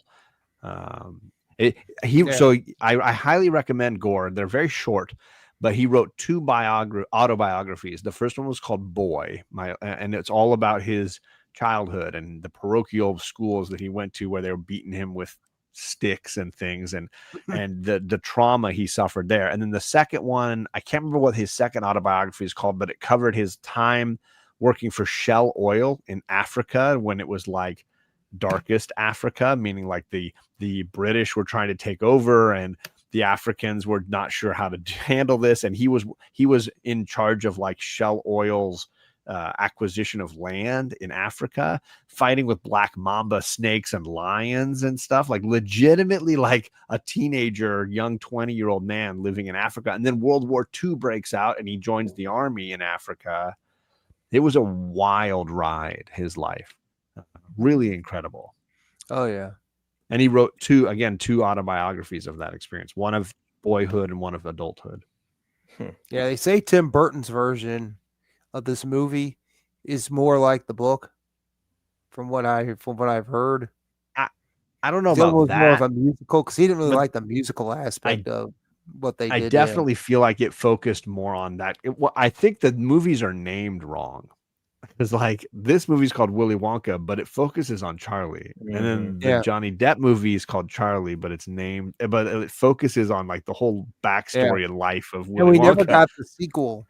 They need to switch the titles of the 2 movies, but we never got Charlie in the Glass Elevator. I wish we would have got a movie on that, because that would have been cool. He really did, Matt, and he tells stories of like lion attacks in his like home where he was living in Africa, and black mambas like sneaking up on gardeners working in the properties, and then again flying bombing missions, and he had a serious head injury in that first crash where he ended up having migraines the rest of his life because of that. He couldn't get himself out of his plane, and he had a ditch in the desert because he ran out of fuel, couldn't find the airstrip, and he hit his head on the the glass of the plane, and then the plane burst into flames, and that's how they found him. The flames were so high that rescue was able to find him in time and pull him from the wreckage. It's crazy. And again, he went on. That was his first solo flight after finally becoming like a pilot and getting his own plane. He crashed in the African desert. Crazy. But sorry, I've derailed this yet again because Matt, you picked a great movie, like just like Carlito did, and this is. I'm a big Roald Dahl fan. I'm a big fan of that particular story, Charlie and the Chocolate Factory. What's up, Kev? So you get me talking about Roald Dahl. I could go all day. Also, we got the great sarcastic Wonka memes from this. Oh my goodness! So, yeah. Oh, and don't forget, we're sitting there like, and don't forget the prequel Wonka. Let's not see. You don't make me. We're not going to bring Timothy Chalamet into a wonderful conversation. I love that movie. I actually like it. Was it good? It's not bad. It's not bad. Yeah, it's not what you. It's better than the Johnny Depp movie. Yeah, it was more. Is it better than Cats? Yes, anything's better than Cats. Yes, definitively. Oh damn! Only one thing about Cats is great is the one song about memories, and that's it. Yeah, Jesus. Yeah, didn't need that. Insights. Thanks, Gore. Well, all right, we're on the last movie of the night, and we're still under 3 hours. We're gonna make it. We're gonna on my heels for this one. This is a movie that I think tops a lot of people's lists. I'm surprised it did not come up at all here. And when Matt earlier mentioned like the movie you've watched more than any other, this was a movie that used to play like nonstop certain times of the year, and you just would see it back to back to back to back. I'm talking about It's a Wonderful Life. I almost saw Citizen Kane. James Stewart I would choose this over Citizen Kane every day. Is appearing twice in my top 10. This movie is phenomenal, and obviously it has been ripped off millions of times. The idea of what would the world be like if you weren't in it. Yep. I think that the conceit of the angel being able to show you the world with your absence is so powerful. I think sometimes people get so caught up in their lives that it's easy to forget the impact you have in the world around you. And sometimes we're so focused on our singular experience that we don't see the interconnectivity. And I mean, Capra is a top tier filmmaker, and James Stewart a top tier actor. And this movie has so many great sequences that are just relatable, memorable, meaningful. And I will say I loved the film when I was young, and I would watch it over and over and over again. Yes, I did a production of this in a play where I was a member of the actor group. Then I played the brother who almost dies in war. This story has always meant a lot to me and stuck with me. It's not an easy watch. It is definitely a heavy film, but I think speaks to the human experience, the idea of the value of community, the value of caring for one another, and selflessness, and the value that we can bring to a community, one person, the impact that they can have. It's just so wonderful. It's powerful. It's original, and yet duplicated a million times. How many TV shows have an episode where an angel lets somebody see what the world would be like without them? Like there's elements of obviously they've taken elements of the Scrooge story and used it here for It's a Wonderful Life. But amazing. I just picturing James Stewart playing John in a movie of his. I can see that. I mean, hey, that's more than I could ever ask for. But are you definitely filmmakers coming back after World War II experiences. There's definitely some of that for certain. He is, Tom Hanks is the most modern version we're ever going to get, I think, of James Stewart. That's a great movie. There you go. I mean, I know that it's a heavy movie that some people don't. I know that nowadays people prefer movies like Elf or Home Alone when it comes to Christmas time. But for me, this is the Christmas movie. This is the movie you would see back when I was a kid for like, it felt like a week. Oh God. This movie would be running on every channel. And you could skip around and see now it's owned by NBC. So thankfully you buy the DVD. You don't worry about any of this stuff. You just put it in whenever you want to watch it. White Christmas. What was the other one that was big Christmas one back then? Miracle on 34th Street. A Christmas Story. Christmas Story, which took over a little bit. And then Elf. They made that. Now it's Elf and Home Alone in a big way. Die Hard. Elf. I'm okay with that choice. That's called programming. This is a great pick, though. Gremlins. Gremlins. There you go. Oh yeah, Christmas Vacation definitely has a place. I need to go back and rewatch this. I feel like I've gotten away from it because my dad used to make us watch it. Mr. Smith goes every year when we were kids. And to me, when I was younger, it felt like a downer of a film, kind of. It is. But it is. I think now I'd appreciate it a lot more. Like Shawshank, I think it earns the happy ending because of all the things that the characters go through. The ending feels justified versus just happy ending for the sake of having a happy ending. I think in both cases the characters suffer extensively. Who played the come angel? To a realization. I don't know that I could name the cast, the actors. I know is Donna Reed is the actress.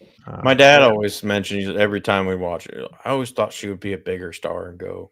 But she kind of had fizzled a TV. out. Didn't she have the Donna Reed show? Yeah, but then I think she like started a family and stuff, and then just kind of disappeared. So you got Lionel Barrymore, who we mentioned before from Casablanca and Maltese Falcon, plays Mr. Potter. Yes, who's hated Mr. Potter. You're supposed to, for sure. Ward Bond, who we mentioned earlier when I was talking about The Quiet Man, he plays Bert the cop. This is, by the way, the invention of Bert and Ernie, because Bert the cop and Ernie the taxi cab driver as best friends. Bert and Ernie, the original Bert and Ernie.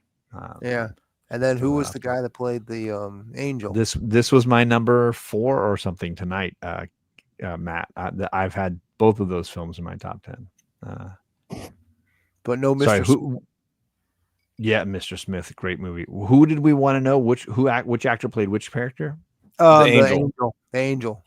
I feel like his name's on the tip of my tongue. I should know who he is. I've seen him before. I should too. I know my dad. Clarence is played by Henry Travers. Okay, I've seen him. He was in The Invisible Man, Dark Victory, High Sierra, Mrs. Minerva. Oh, there's some good movies there. So You Can't Take It With You was one of his last performances. Every time a bell rings, an angel gets his wings.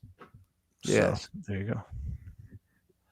So there you go, gang. We have officially finished it. We have 3 minutes left until we hit the 3 hours mark. I didn't want to keep too much on a time. The previous shows I kept us to a tighter clip, but tonight I kind of let us run a little wild. Damn. This was a whole lot of fun, gang. If you have missed the previous 4 episodes, they're all in the live stream section on this channel. We've gone through our 50 favorite films and had so many interesting discussions around eras and filmmakers and actors and actresses, and it's been a whole lot of fun. These guys know a ton about movies, so it's been a great experience kind of connecting guys.